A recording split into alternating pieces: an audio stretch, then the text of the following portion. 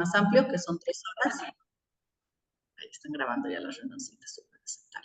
Entonces, el día de mañana ya vamos a tener nosotros 3 horas de clases. ¿Cómo he querido yo conglomerarlo? Como es historia, hay cosas que es necesario que yo les cuente, les vaya diciendo, mientras les voy a ir dando la clase, les voy a ir dando como uno que otro tip, uno que otro detallito, ¿no? De cómo, es decir, de tips para que se acuerden, ¿no? De algunos momentos históricos en particular. Y básicamente primero vamos a ver una parte así súper teórica, y también vamos a tener, pero sin embargo, una parte práctica para el día de mañana. No es que van a hacer una actividad, pero sí voy a requerir que el día de hoy, por favor, estén con plena atención sobre lo que les estoy dando, sobre lo que les estoy hablando. Y el día de mañana sí voy a pedir, tal vez algunas personas puedan debatir, porque voy a mostrarles un par de videitos, hoy, mañana también, relacionados, por ejemplo, a las autonomías universitarias. Este sí va a ser interesante. Yo les voy a compartir ahorita un documentito, un ratito voy a dejar de compartir esto, un documentito más o menos donde vamos a ver qué van a aprender ustedes en el desarrollo de este módulo. Denme un segundito, por favor. Aquí está, compartir. Bueno, entonces aquí ¿qué vamos a aprender en este módulo? Voy a encender esto, ya listo. Vamos a comprender la evolución histórica, ¿no? De la educación superior. Eso por la exposición que yo les voy a dar ahora, ¿no? Vamos a contextualizarlo, es decir, sí, evidentemente vamos a aprender la historia de la educación en general, pero también vamos a aprender dentro de nuestro contexto. Vamos a ir de a poco, a medida que vayamos avanzando, asentando a cuál ha sido la historia en nuestro propio concepto, en nuestro propio contexto, perdón, y vamos a ir viendo cómo la historia de la educación superior está ligada a estos aspectos que ven aquí, miren que lo estoy resaltando, aspectos sociales, políticos y económicos, ¿no? De nuestro país. Entonces, siempre hay, como todo esto son elementos que forman parte de la sociedad, por ende también forman parte de la historia. Entonces, las universidades también, a medida que estos entes vayan sufriendo cambios, también las universidades van a ir sufriendo cambios, ¿no? Entonces, su micrófono, por favor, se pueden apagar. Gracias. ¿No? Y al hacer esta contextualización, un minutito, por favor, vamos a ver quién tiene su micrófono encendido.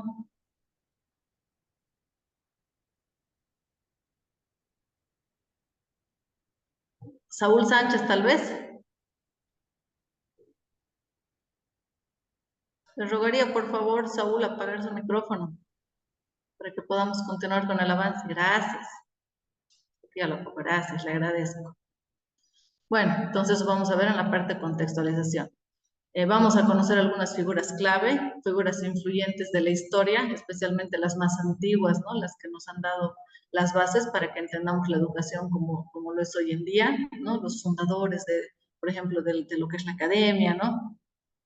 Los que han creado algunas cosas en particulares, ¿no? En particular que tienen relación con la educación, a esos los vamos a ver, que van a ser unos referentes teóricos, ¿no? Para nosotros importante. Vamos a hacer análisis de modelos institucionales, es decir, yo les voy a ir explicando los diferentes modelos institucionales. Hay un triangulito que es el triángulo de Clark, y ahí vamos a ver los tipos de universidades que hay en todos los lugares del mundo. Eso yo les voy a mostrar cuando lleguemos a una diapositivita en particular más adelante. ¿Qué más? Vamos a desarrollar habilidades de investigación. Esto yo necesito que ustedes desarrollen una parte crítica, ¿no? Conciencia crítica.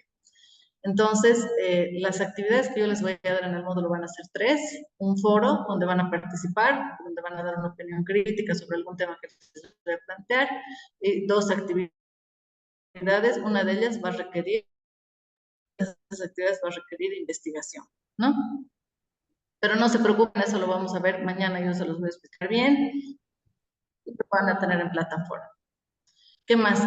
Justo eso, lo que les decía, reflexionar críticamente, esto lo vamos a hacer con el foro y esta otra actividadcita, van a ver una actividad de investigación, ¿no? Y el debate. Eso sí, el día de mañana yo les voy a pedir que mañana estén atentos y veamos, siguen con los micrófonos, muchachos. Luis Pondocren, por favor apague su micrófono, Luis. Luis Bondocren.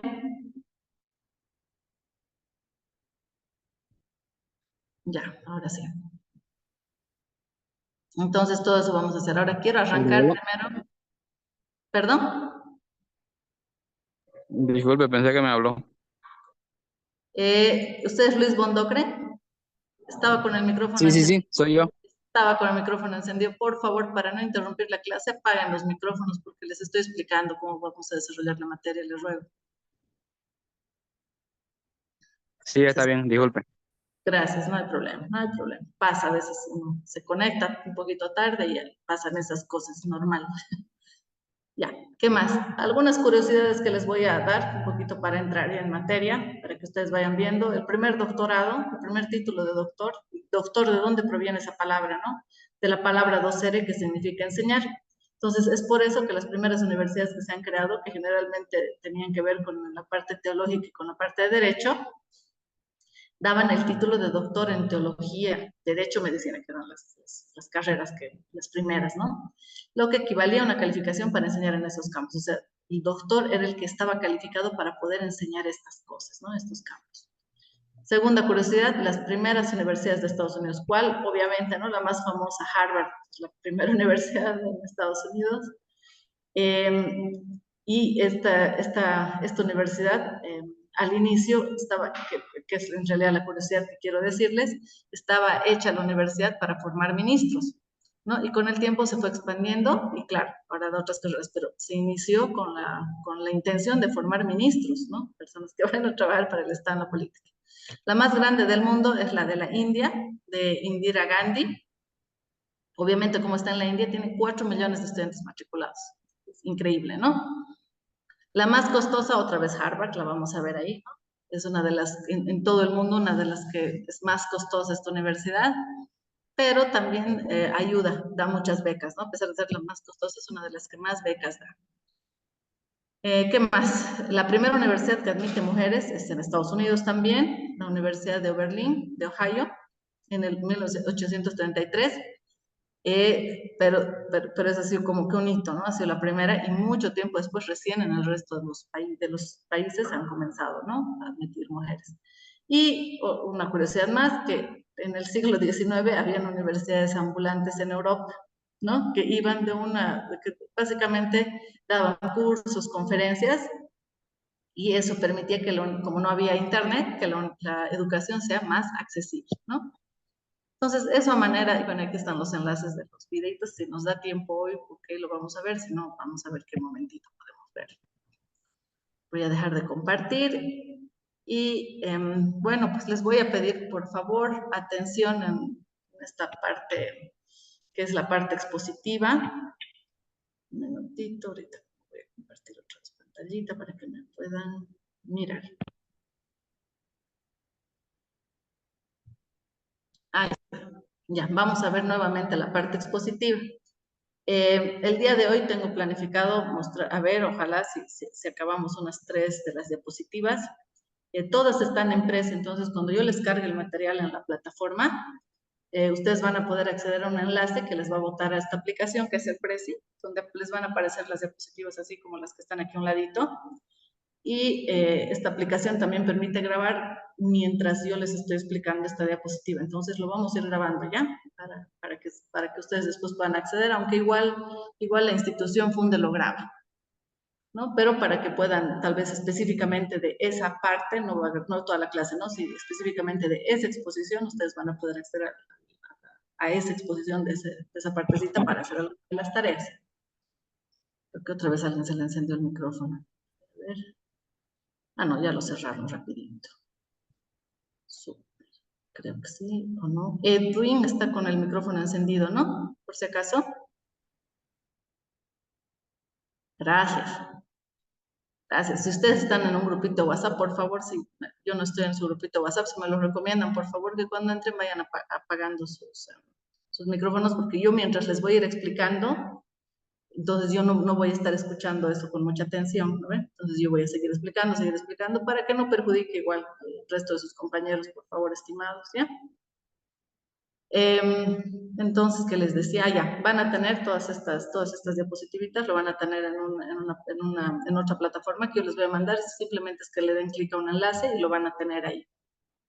Y como les digo, el día de hoy, por favor, les voy a pedir prestarme atención, escuchar, si tienen alguna duda, alguna consulta o algún comentario, anótenselo al final de la clase y yo les voy a ceder la palabra para que me puedan hacer alguna consulta.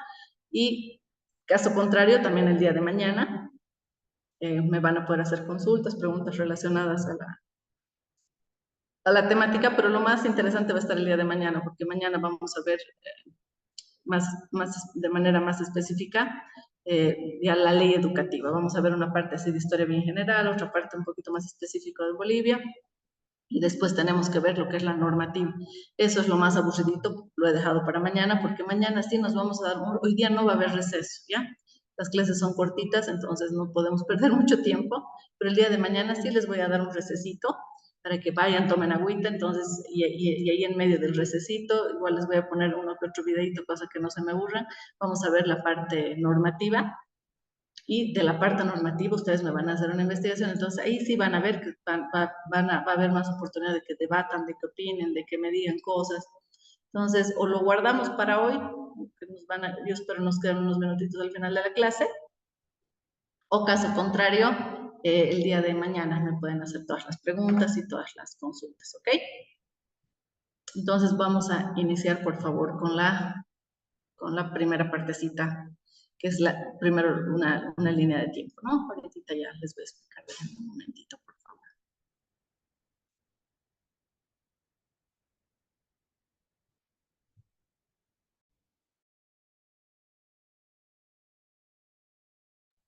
Denme un cachito, ahorita lo estoy abriendo.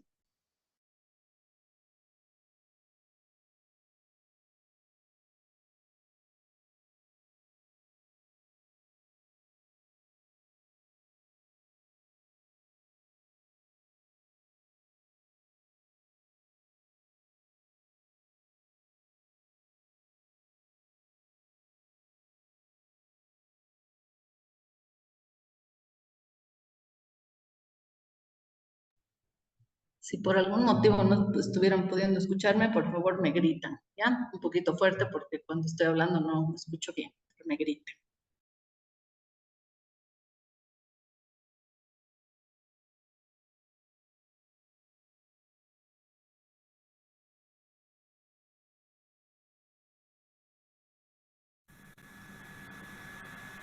Un minutito, creo que ya estamos, ya estamos.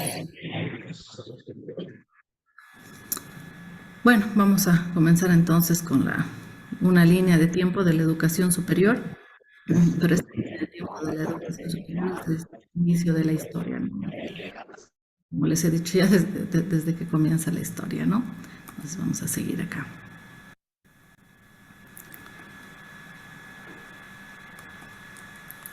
Es en esto. Ya, aquí está bien chiquito, no se preocupen porque en realidad yo se los voy a explicar. Yo les voy a pasar los enlaces igual a las presentaciones y ahí van a poder ustedes acceder a todo, a leerlo luego todo, ¿no? Es justamente lo que les decía, ¿no? Lo que vamos a ver ahorita es una explicación de lo que ha sido la educación superior desde el momento que apareció en la historia, digamos, lo más antiguito que vamos a poder rescatar, ¿no? Desde los romanos, los griegos, desde toda aquella época y cómo ha ido evolucionando. Evidentemente, al principio, la educación superior como tal era primero solo educación, ¿no? No había esa división, no había ese sistema educativo como lo conocemos hoy, perdón. Entonces, lo que había era la educación, ¿no?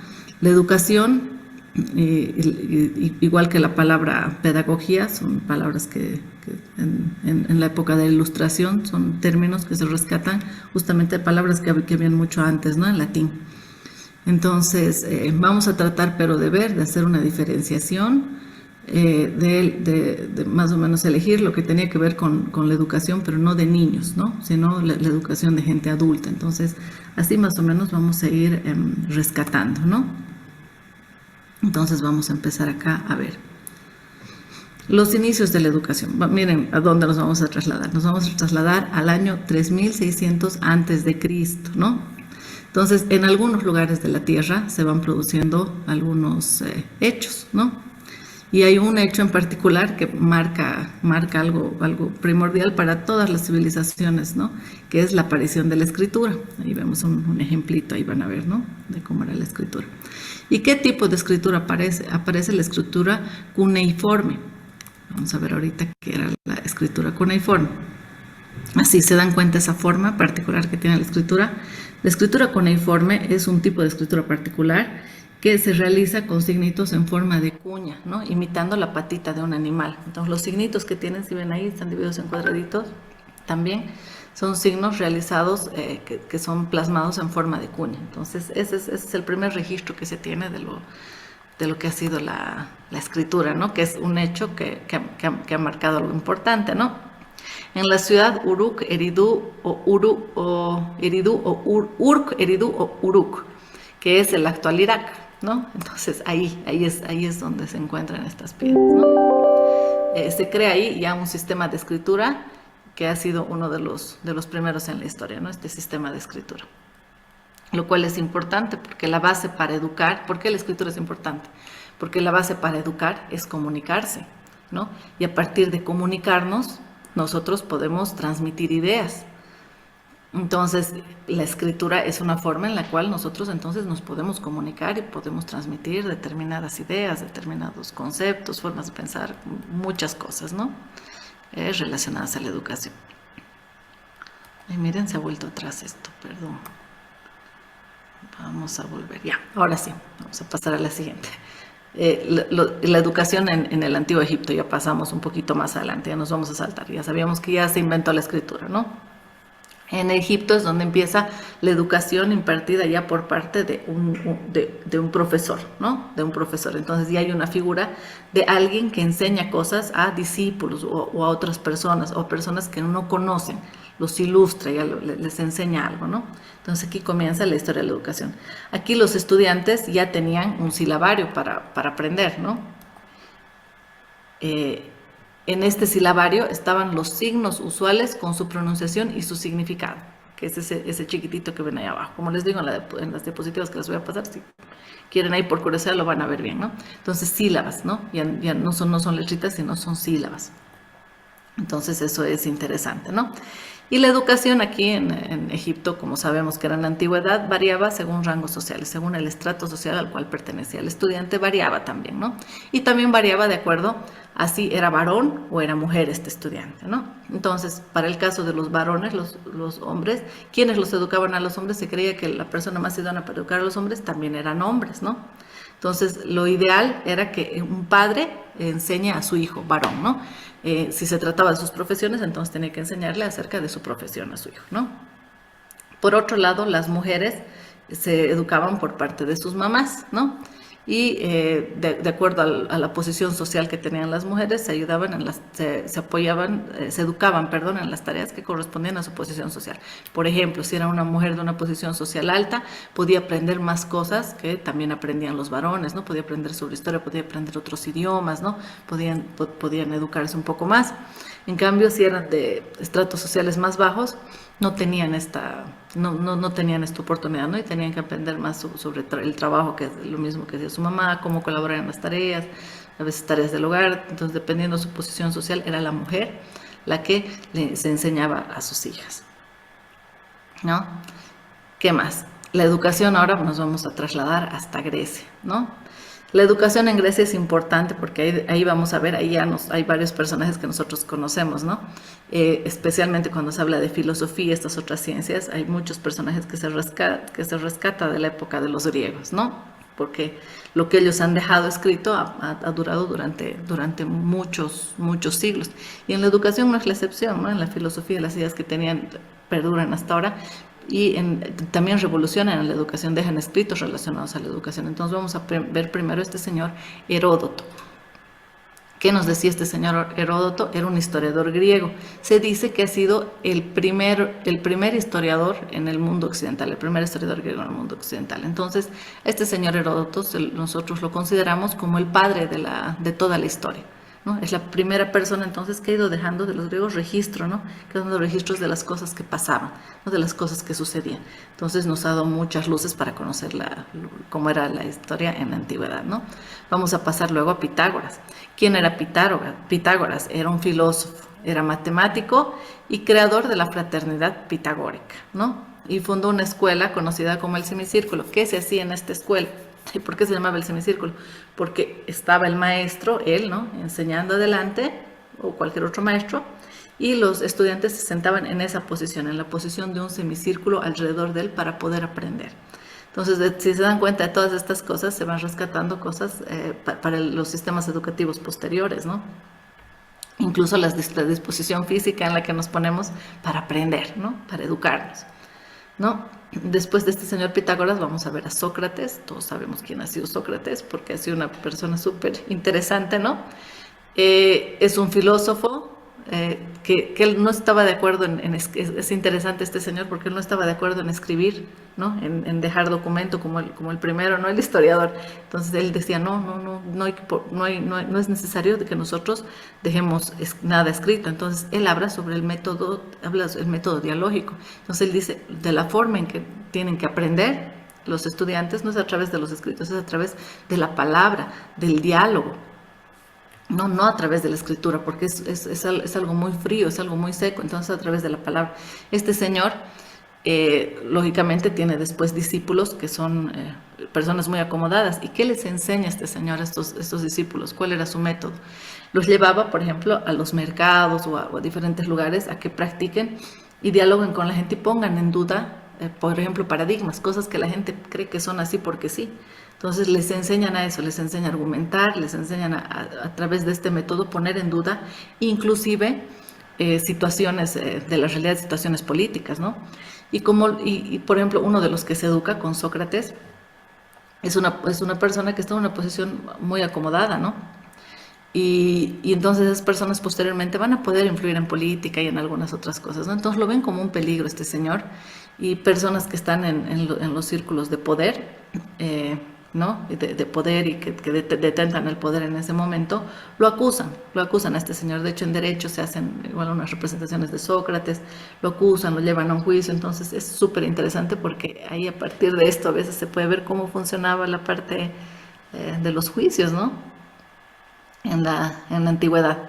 Entonces, este señor ha sido súper interesante porque justamente este señor que es Platón, rescata mucho de lo que dice este señor Sócrates, ¿no? Y pone en duda varias cosas que estaban en la época, ¿no? Y bueno, ahora vamos a ver Platón. Platón, considerado uno de los pilares de la filosofía occidental, como les dije, ¿no? Son varios representantes de la que se los estudia en filosofía, ¿no? Él es un filósofo griego que funda por primera vez la escuela, que se llama algo parecido a lo que tenemos hoy, que es la academia, ¿no? Entonces él es el primero que le pone ese nombre a ese lugar, a esa escuela, donde concurren las personas para aprender, ¿no? Y le llama academia. Entonces de ahí es que sacamos nosotros lo que ahora llamamos academia, de este señor Platón, ¿no? Vamos a pasar luego a la siguiente etapa. Vamos a ver lo que era la educación en Roma, ¿no? La educación en Roma básicamente se basaba en el estudio de la literatura latina y de la literatura griega, ¿no? Y la educación en Roma se ha dividido en 3 etapas, ¿no? La podemos dividir en 3 etapas para nuestros fines, ¿no? Vamos a ir viendo nosotros la primera etapa, ¿no? La primera etapa es a los 7 años entraban los niños y comenzaban su enseñanza primaria, ¿no? Entonces a los 7 años era su primera etapa, ¿no? La segunda etapa ya era de los 12 a los 13 años, que ya pasaban a la segunda etapa, ¿no?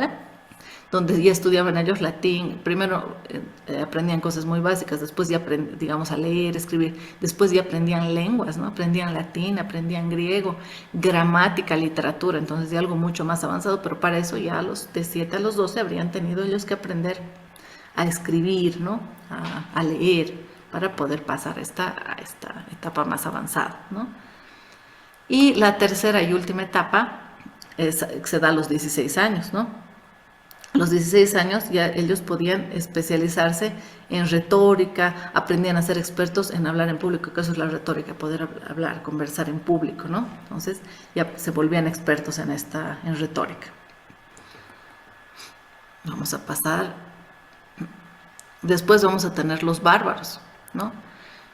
Para los romanos, todas las personas que no hablaban latín, que ellos no los podían entender, les decían bárbaros, ¿no? Porque no los podían entender, porque no hablaban latín. Entonces vamos a ver quiénes eran estos bárbaros, ¿no? Y cómo va la parte educativa con ellos, ¿no? Primero vamos a ver a los visigodos. Ellos fueron, los visigodos, los que más rápido se han acoplado a la cultura romana, por lo tanto, más rápido se han acoplado a esta forma de educar que tenían los romanos, ¿no? Los ostrógodos, vamos a ver que estaban en Constantinopla, y ellos, como estaban en Constantinopla, que era el centro, entonces reciben una educación muy completa, ¿no? Gracias a este tipo de sistema educativo, esta academia que se había gestado, ¿no? Después tenemos a todos el resto de los pueblos germanos, que básicamente estos pueblos germanos van a centrar su educación en la familia y en las estrategias de guerra, ¿no? No van a ir a aprender latín, no se van a incorporar como los otros dos, ¿no? Como los otros dos pueblos a lo que es la cultura, ¿no? Estos pueblos germanos son los que menos se van a incorporar a esta parte educativa. Vamos a ver luego que se comienzan a crear las primeras universidades en un montón de ciudades de Europa. Vamos a ver las primeras que se empiezan a crear, ¿no? Tenemos la Universidad de Al-Qarawiyyin. Vamos a ver. Esta universidad se va a ser considerada la universidad más antigua, y es algo anecdótico y algo bien interesante, es que en la actualidad esta universidad dicen que sigue funcionando, ¿no? Entonces, y es la más antigua que conocemos, ¿no? En Europa. La Universidad de Bolonia, y esas son universidades más actuales, ¿no? Incluso tienen tipos de modelos educativos particulares de estas universidades, ¿no? ¿Qué pasaba en la Universidad de Bolonia? Nosotros sabemos que cuando aparecen las universidades están controladas por la iglesia, ¿no? Entonces se basaba en la línea básicamente del cristianismo, ¿no? Ha sido una de las universidades más grandes que ha habido en Europa en toda la época del Renacimiento, ¿no? Vamos a irnos a la Universidad de Oxford. La Universidad de Oxford fue una de las primeras, ya que no respondía a la iglesia, sino que era una universidad que era laica, es decir, no respondía a una religión ni cristiana, ni católica, ninguna religión. Y entonces, gracias a eso, esta universidad podía tener varios docentes que tenían diferentes creencias religiosas, digámoslo, ¿no? Así. Entonces, la educación que recibían era muy rica, ¿no? Porque había gente con diferentes creencias, ¿no? Entonces, siempre esta variedad lo hace mucho más rico. Después tenemos lo que es la Universidad de París. En la Universidad de París, por el lugar donde está ubicada, tiene una fuerte afluencia de gente en la carrera, en particular en la Facultad de Teología. ¿Por qué? Porque se funda esta sí depende como que de la iglesia, se funda con el aval de una catedral que es de Notre Dame. Entonces, esta universidad sí está ligada a la religión, ¿no? No como la anterior, que era laica. Esas son las primeras universidades que se van creando. Después, en general, las universidades, viendo lo que pasó con esta universidad laica, van a comenzar a hacer una búsqueda de su autonomía, ¿no? De independizarse de la iglesia. Y van a empezar a crearse otras en varios países de Europa bajo esta nueva consigna, ¿no? De independizarse, de tener autonomía respecto a la iglesia, de separarse de la iglesia. Entre ellas vamos a tener primero la Universidad de Salamanca. La Universidad de Salamanca, una de sus características fue que podían asistir nobles y los que no tenían título de nobleza, es decir, se aceptaba, siempre y cuando puedan pagarla, se aceptaba cualquiera de las personas nobles y personas no nobles, ¿no? Después tenemos la Universidad de Oxford. ¿Qué hace en este momento la Universidad de Oxford? Es creada cuando el rey Enrique de Inglaterra no permite que los ingleses vayan a París. Entonces el rey Enrique de Inglaterra dice, no van a ir a educarse las personas de acá a la Universidad de París, entonces voy a crear yo mi propia universidad, y ahí la crea, ¿no? Después vamos a tener a la Universidad de Cambridge.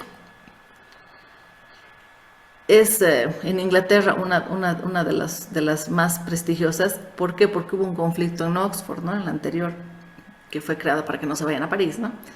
Hubo un conflicto en Oxford y entonces varios académicos muy importantes se fueron, la dejaron la universidad y decidieron crear su propia universidad y ahí nace la de Oxford, que hoy en día es uno, como dice, una de las universidades más prestigiosas. Y la Universidad de Coimbra, ¿cuál era, en qué se enfocaba la Universidad de Coimbra? En artes, medicina y el derecho canónico, ¿no? Entonces tenía ahí su cercanía todavía un poco a la iglesia, ¿no? Un poquito en la parte de los estudios, ¿no? Vamos a seguir entonces avanzando en la historia y vamos a llegar al momento en que la iglesia ya vienen, ya nos dominan, como dicen, y ya la iglesia empieza a promover en la realeza que traigan las universidades a América Latina, ¿no? América en realidad, era para ellos América, ¿no?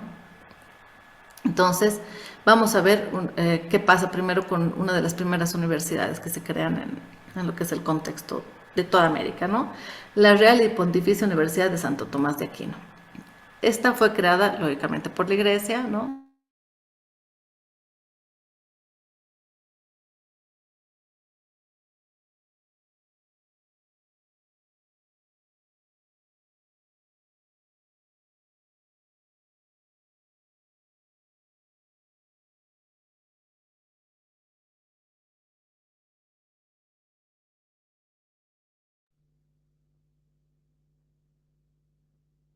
Licenciada, se congeló la imagen.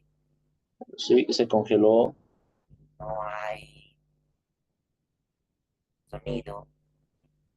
No se escucha, por favor. Ciertamente se ha congelado. No se escucha nada.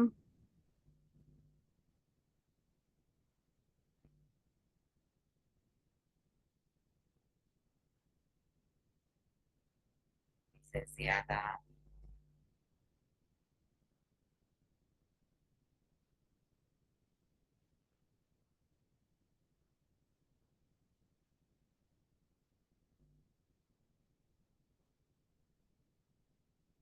Estimados, ¿me escuchan? Hubo una caída. sí, sí, se congeló la Listen, imagen. sí, me quedé Ya, sin internet, listen. Positivo, recién lo escuchamos ahora. Escucha. Qué macana, qué macana. Ahorita, por favor, qué pena. Es un tema de mi internet. ¿Pero me escuchan bien, perdón?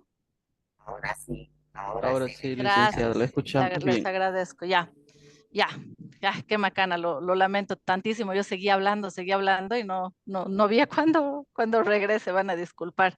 Y estoy, de hecho, ahorita con algunas caíditas. Tengo un videíto justamente para esto de la historia. Les mostraré ese, tenía más de uno, pero ese les voy a mostrar. Denme un segundito, por favor. Qué macana. Pero esas cosas a veces pasan. Estos de Tigo son el problema. Espérenme un momentito, por favor. Voy a tratar de ponerles este videíto, que eso va, va a resumir bastante la idea. Un minutito. Aquí está. Minutito, por favor, ya está cargando.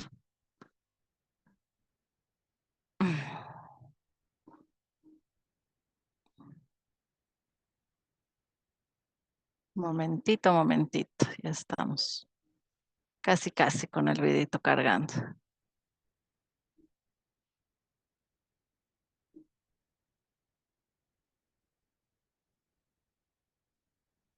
¿Me escuchan todavía, no? Sí, Sí, Ya. dice. Gracias. Perdón. Un ratito. Ya está cargando el videito. Ya me asusté con la primera caída.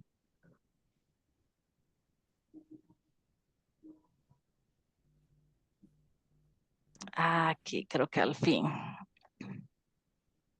A ver, ojalá podamos ver el videito, estimados. Ahorita voy a compartirles pantallita, ¿ya?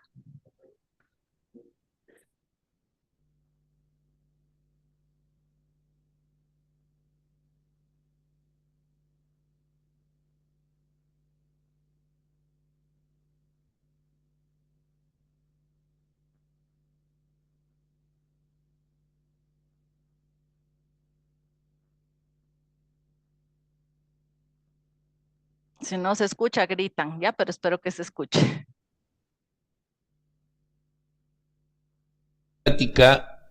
Respecto a la evolución de la educación. Obvio, tenemos que empezar en Mesopotamia. ¿Por qué? Pues porque en Mesopotamia vamos a encontrar los primeros sistemas educativos que son necesarios para que funcionen las ciudades-estado, como el caso de Ur o de Uruk y otras más, y que necesitan un sistema de codificación de todo lo que sucede. Inventan la escritura y, como consecuencia, hay maestros que tienen que enseñar la escritura, aunque también algunas cuestiones sobre matemáticas y sobre algunos otros temas. Los niños van a ir a la escuela desde muy jovencitos, se van a ir perfeccionando y van a llegar a ser funcionarios públicos. Por tal motivo deben tener una formación muy, muy estricta. Hay que recordar que el escriba en el mundo antiguo es fundamental. Una recomendación, échenle una leída a Noah Gordon en su libro La historia empezó en Sumer, que hay toda una descripción de la escuela en Sumeria. El siguiente caso, obviamente, son los egipcios. Los egipcios tienen una importancia grandísima en el desarrollo de la preservación del conocimiento, tanto religioso como el conocimiento social, la estructura de la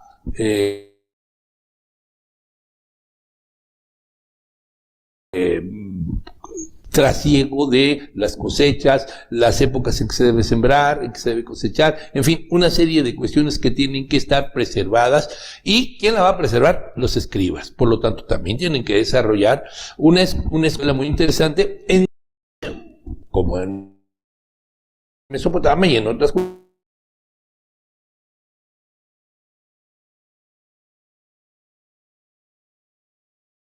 culturas, pues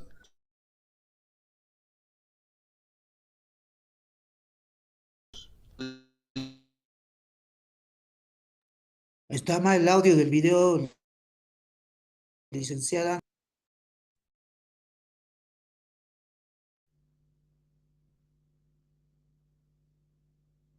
Se está Está cortando. silenciado. Yo creo que es el internet nomás de la licenciada. Licenciada, se está cortando. Debe ser su internet son que no deja avanzar.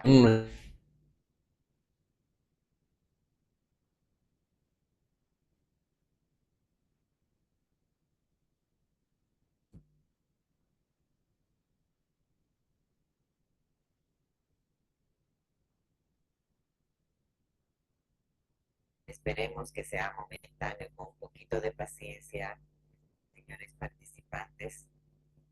Esperaremos que la licenciada se ponga nuevamente en contacto.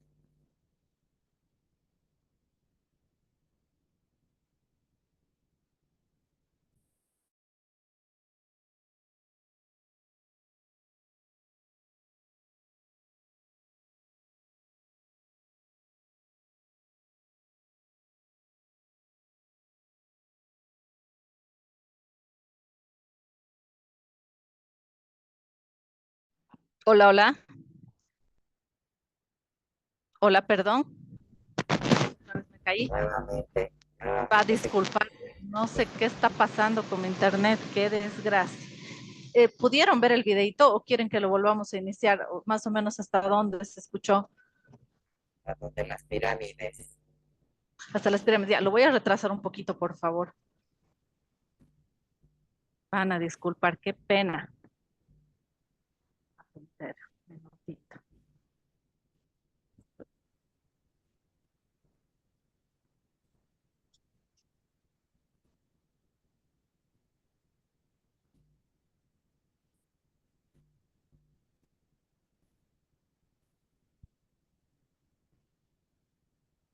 Llega en la época en que Babilonia es la gran ciudad de la antigüedad y nos cuenta cómo era que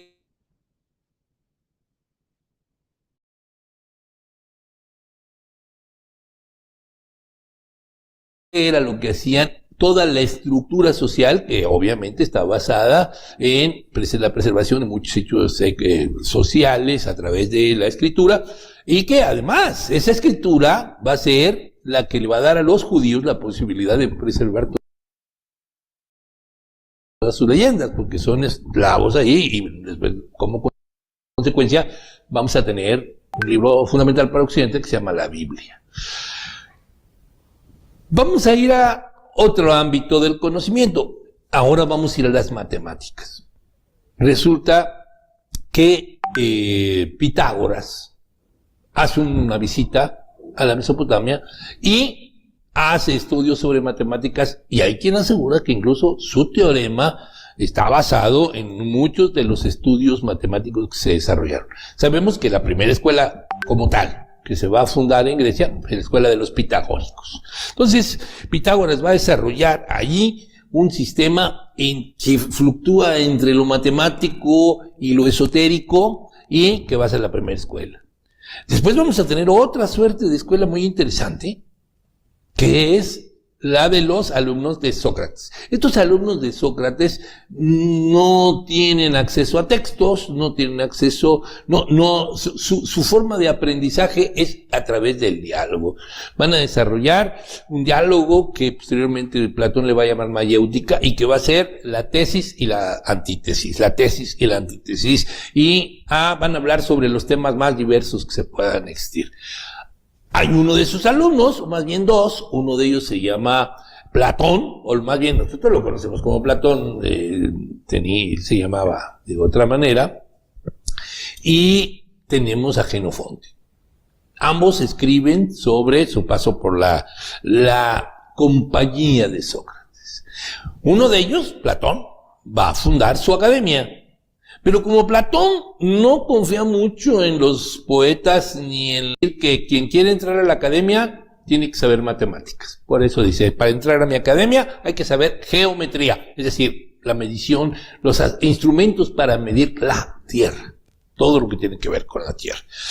Y va a fundar esta academia. Uno de sus alumnos va a ser Aristóteles, y Aristóteles va a ser otro tipo de institución educativa. Él va a tener una institución educativa en donde caminar por algunos prados y lugares bucólicos seguramente, hace una educación que él llama peripatética. Y uno de sus alumnos fundamentales, pues es Alejandro de Macedonia. Alejandro de Macedonia va, durante sus conquistas, cuando llega a Egipto, encuentra un lugar que a él le parece magnífico y funda Alejandría en su nombre. Y bueno, sabemos del Faro de Alejandría, pero lo más importante, aparte del Faro, va a crear la Biblioteca de Alejandría, que es el primer gran centro educativo de la antigüedad, con un área que tiene que ver con un zoológico, un templo a las musas, o sea, el museión, de donde salen los museos. Hay un área de recopilación de textos, se recogen todos los textos de los barcos que llegan y se copian ahí, se les entrega una copia a los que lo trajeron, y va a preservar a tal grado que va a tener, hay quien dice que llegó a haber casi 1 millón de libros. Bueno, este va a ser el primer gran centro de investigación de la antigüedad. Vamos a ir a la educación en Roma.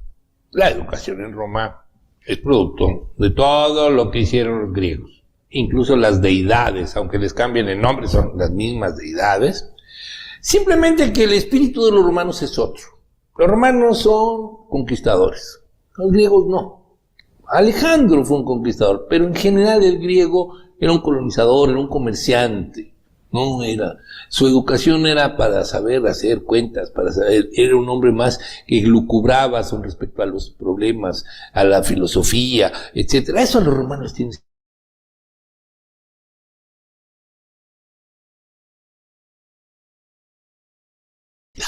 Ellos lo que quieren es el saber práctico para que Roma sea preponderante. Pues hacen una especie de sistema parecido al que nosotros tenemos, en donde los niños van a la escuela, los adolescentes van a otra escuela y los mayores van a ir a estudiar una especialidad.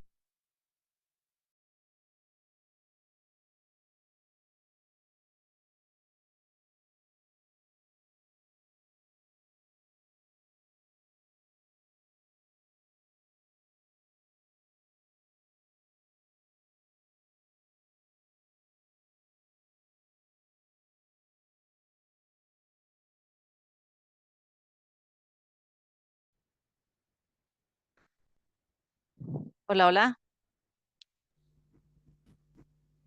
Nuevamente se congeló la Sí, imagen. otra vez, se está cayendo mi internet terrible, estimada Licen, pero terrible, terrible, no sé. Minutito,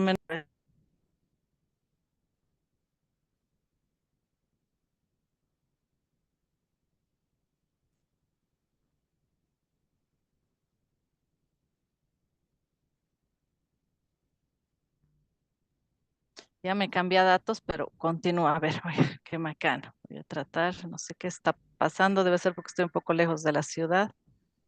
A ver.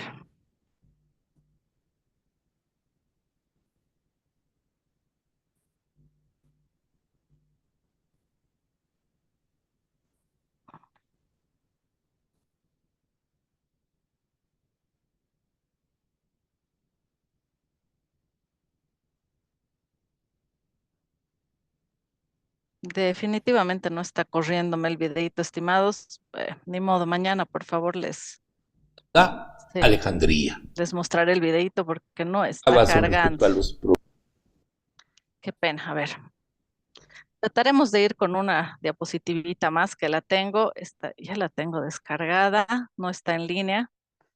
Entonces denme un momentito, por favor, y ahorita la voy a abrir y espero que con esta ya no tengamos más caídas. Denme un momentito, por favor.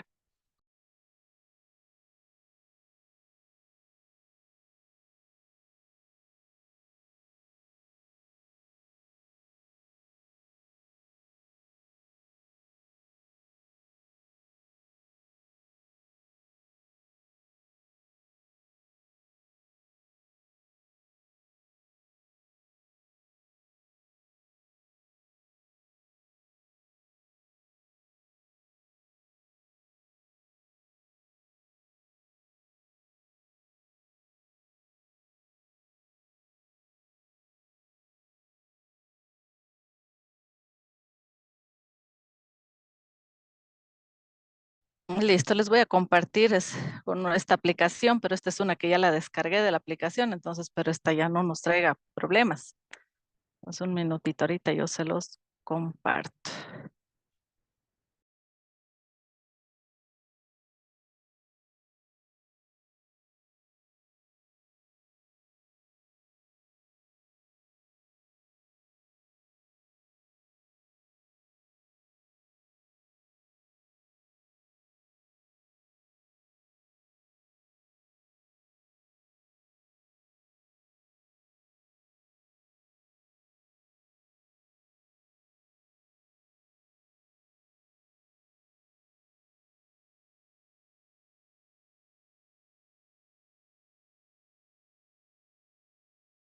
Ahora sí, ya la logré abrir, un minutito.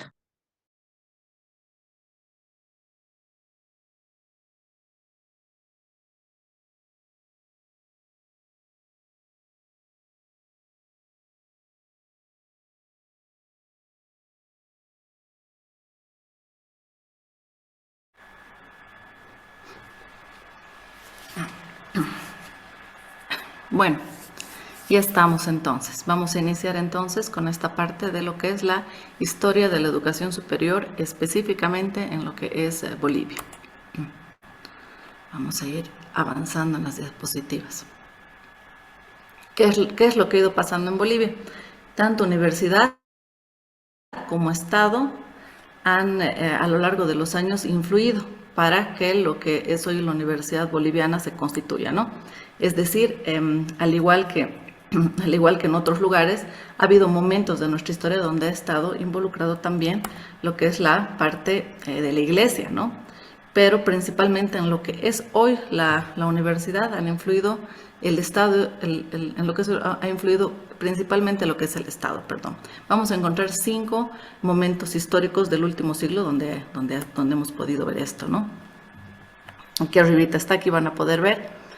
Dentro de estos momentos vamos a ver el primer momento, que es de 1920 a 1940, perdón, antes de que pasemos. En estos años, desde 1920 a 1940, nosotros, ¿en qué tipo de Estado vivíamos? Teníamos un Estado que estaba hegemonizado por el pensamiento liberal.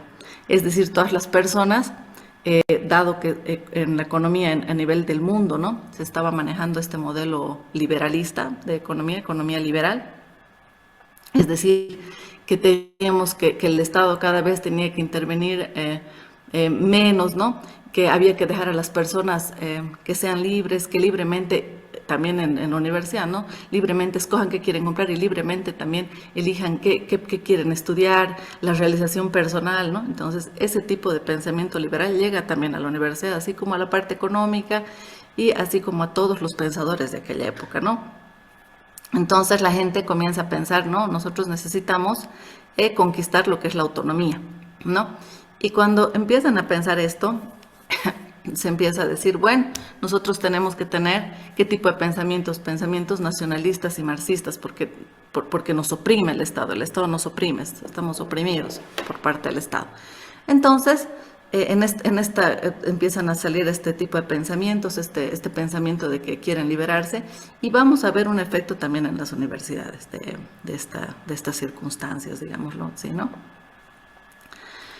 Vamos a ver un segundo momento, que es de los años 1940 a 1960. Entonces aquí ya está predominante más el discurso revolucionario marxista y nacionalista, es decir, hemos pasado de ese pensamiento liberal de la primera etapa de 1920 a 1940 a una etapa donde, si bien arriba ya se gestaron esos pensamientos, ¿no?, revolucionarios y marxistas, de 1940 a 1960 y están presentes, ¿no? Y están presentes tanto en la economía como en la vida misma, y va a repercutir también eso en las universidades. Hoy en día escuchamos a mucha gente mayor, por ejemplo, nuestros papás, nuestros abuelos decir, la universidad de ahora ya no es lo que era la universidad antes. La universidad antes estaba marcada, había mucha participación estudiantil en lo que era la formación del pensamiento, del tipo de pensamiento que se va a manejar económicamente. Los estudiantes estaban interesados por la política, por la realidad del país, estaban en búsqueda del bienestar. Entonces, los universitarios tenían una posición y formaban parte activa de las revoluciones, formaban parte activa de los cambios. Entonces los gobiernos les tenían mucho miedo a las universidades, ¿no? Era terrible cuando una universidad salía, por ejemplo, a manifestarse. Entonces ellos extrañan, no añoran ese tipo de cosas. Dicen, hoy en día la universidad ya no. Los estudiantes van con un pensamiento mucho más simplista, con miras a formarse, para poder trabajar, para poder generar un ingreso, pero no están pensando en el bienestar común, no están pensando en el bienestar del país. Es porque esa gente deriva de estas épocas, ¿no? De 1940, 1960, ¿no? Porque ellos han sido, los estudiantes eran personas revolucionarias. De hecho, cuando habían protestas, por ejemplo, las Fuerzas Armadas, etcétera, etcétera, irrumpían, ¿no?, en las universidades. Cuando ha entrado algún gobierno dictatorial, las ha cerrado, ¿no?, porque se consideraban un peligro. Entonces, así de fuerte eran, así de importante era su participación en la vida, ¿no?, su participación en la historia, ¿no?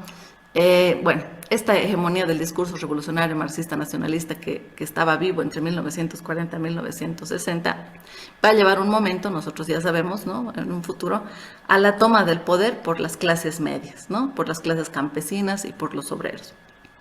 Y en ese momento formaba parte también de toda esta revolución y de toda esta toma de poder, formaban parte también las universidades de manera voluntaria, ¿no? Se habían solidarizado con este pensamiento, acompañaban este pensamiento, formaban parte de él. Entonces, de forma voluntariamente, se habían posicionado ahí en la retaguardia, en este momento histórico y momento político que ha vivido Bolivia, ¿no? En la retaguardia, de forma voluntaria, ¿no? Como que ahí esperando, pero sin dejar de tener sus ideas propias, ¿no? Sin dejar de tener sus aportes respecto a esto que estaba sucediendo. Si bien la parte más de lucha, la parte más fuerte, lo habían llevado las clases campesinas, los obreros, ¿no? Los universitarios se han mantenido en la retaguardia, pero siempre aportando, ¿no? Siempre muy pensantes, siempre muy, muy activos, ¿no? ¿Y de qué manera aportaba la universidad? ¿De qué manera aportaba la universidad en aquel entonces? Con sus mejores estudiantes y docentes, ¿no? Ellos llevaban estas situaciones que estaban sucediendo en el país a instancias de debate. Entonces decían, es importante que la gente lo discuta, es importante que la gente lo hable, porque en la medida que nosotros podemos discutir y hablar de estas cosas, vamos a poder tener mejores propuestas. Además, ¿qué pensaba la universidad en aquel entonces, no? Que debían formarse en estas instancias los futuros políticos, que debían formarse en estas instancias los futuros propulsores de políticas, ¿no? Para la mejora del país. Entonces, tenían un pensamiento muy, ¿cómo podríamos decir? Un pensamiento muy romántico, ¿no? Respecto a las cosas que ellos podían hacer cuando ellos formen parte de instancias de decisión, ¿no?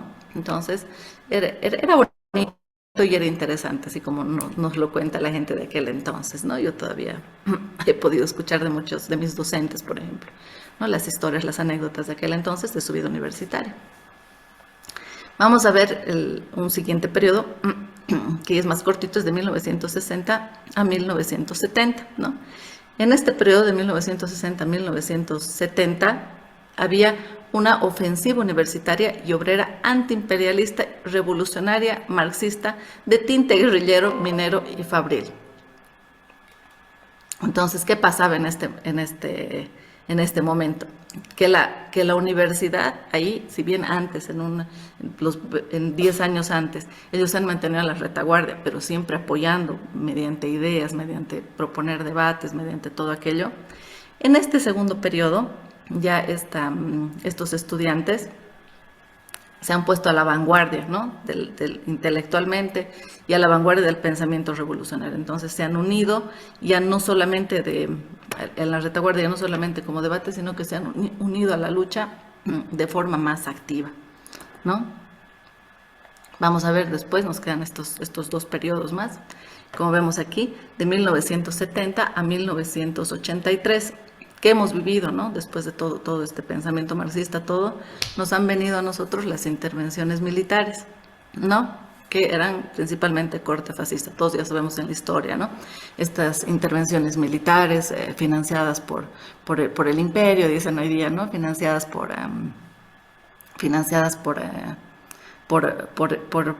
países externos, ¿no?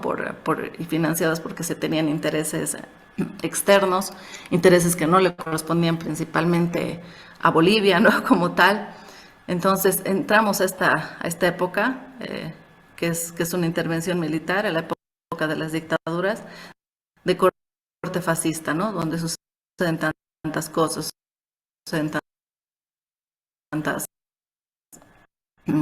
sucede, por ejemplo, que la educación superior sufre, porque como ellos estaban del otro lado, entonces sufren con esto, ¿no? El Estado era muy autoritario y no le gustaba que hayan estas expresiones de pensamiento tan libres como lo tenían los universitarios, ¿no? Y más aún, siendo el Estado fascista, que estos universitarios tengan estas formas de pensar marxistas, estas formas de pensar tan revolucionarias, ¿no? Entonces, dentro de la educación superior también se da un profundo cambio, ¿no? Tanto a nivel político, se empieza a hacer política en este momento. Se empiezan a generar agrupaciones y que decidían cómo, desde su rol de estudiantes, podían participar para solucionar esta problemática de la intervención militar, ¿no? Ellos se consideraban jóvenes, pensantes, ¿no? Inteligentes, y empiezan a participar de manera muy activa, tanto tomando lo académico, pero también empiezan a ingresar en lo que es la política, ¿no? Un último momento vamos a tener de 1983 casi hasta el presente. No ha habido, digamos, una transformación muy profunda ya en este siguiente periodo, ¿no? Aquí, ¿qué pasa en este periodo de 1983 al presente? Se reconquistan todos los derechos democráticos, es decir, salimos de lo que es la dictadura, ¿no? Más o menos.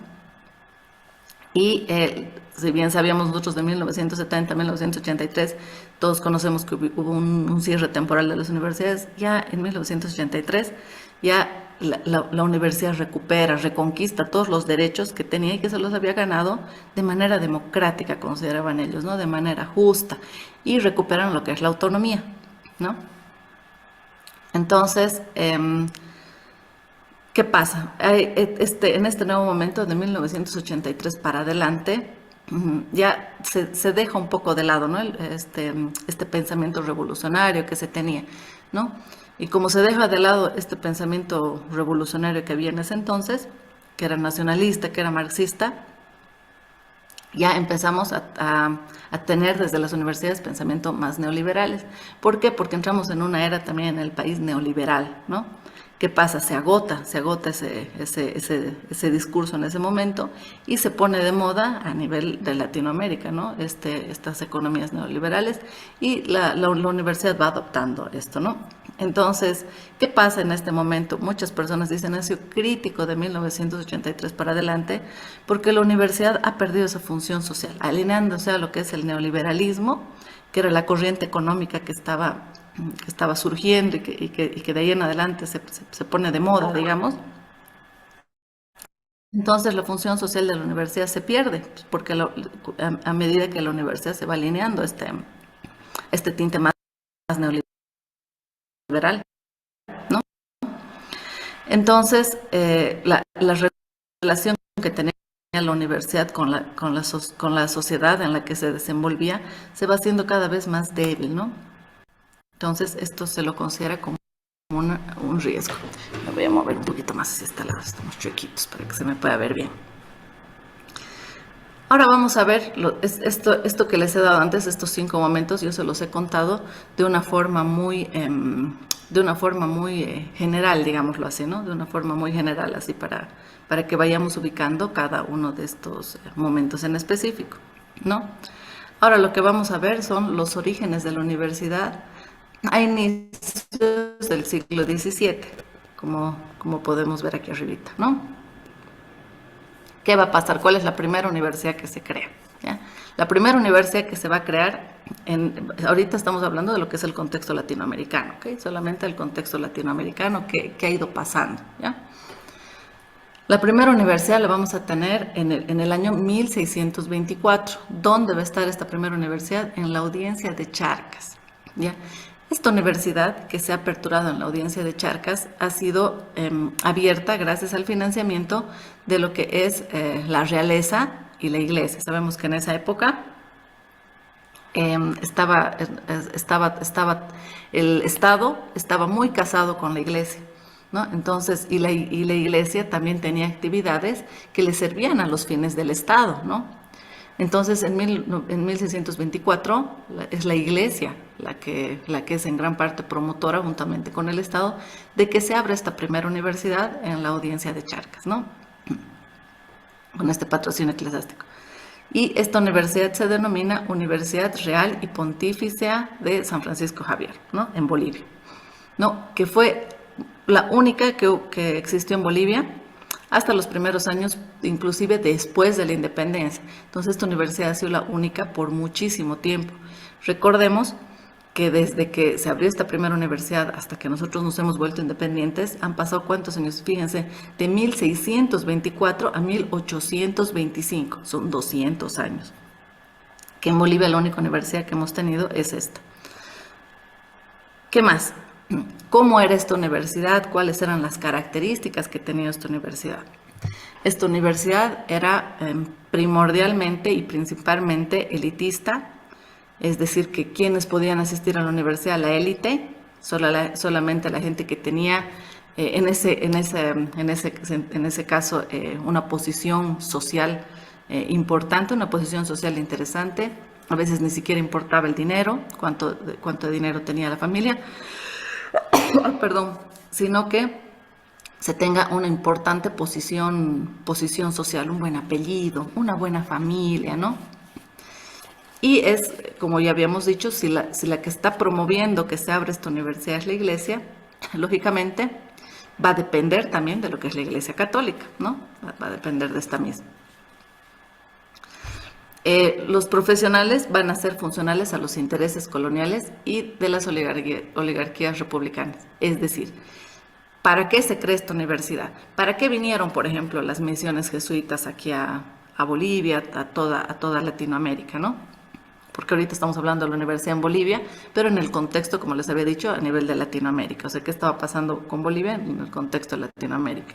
En este momento en particular, todavía nosotros, antes de esto, por ejemplo, no éramos independientes, pero la iglesia viene, por ejemplo, con sus misiones.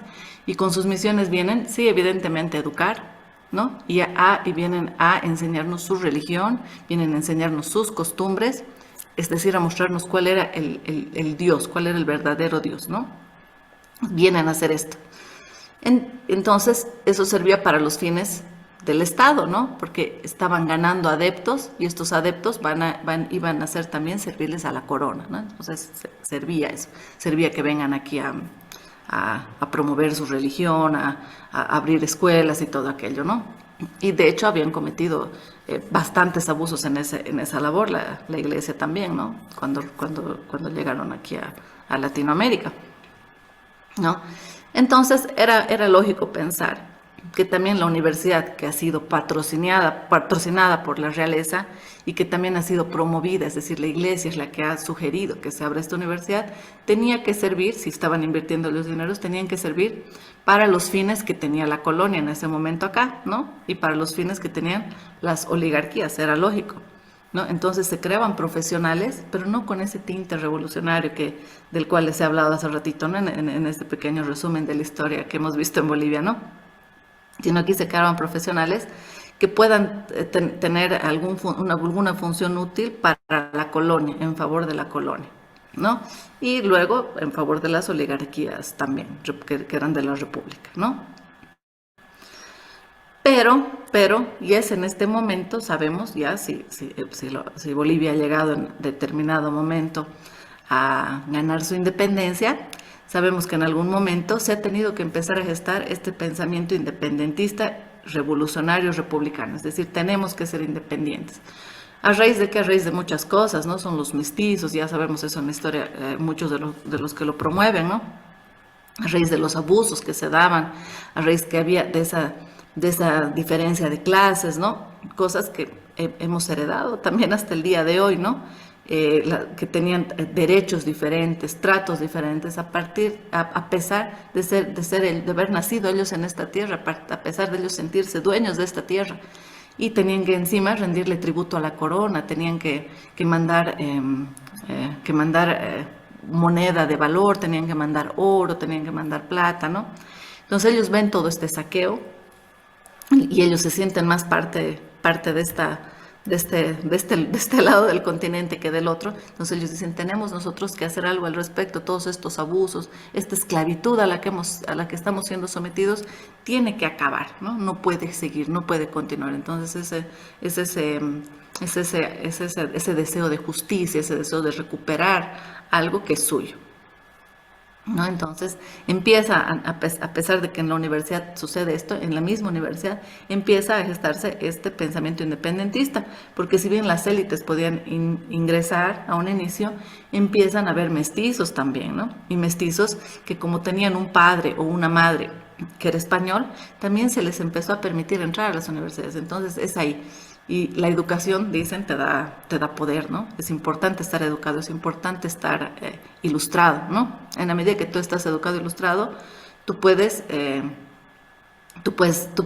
defenderte mejor, tienes más armas, ¿no? Entonces ellos comienzan a hacer en ese momento un discurso con el que en determinado momento van a ganarse masas.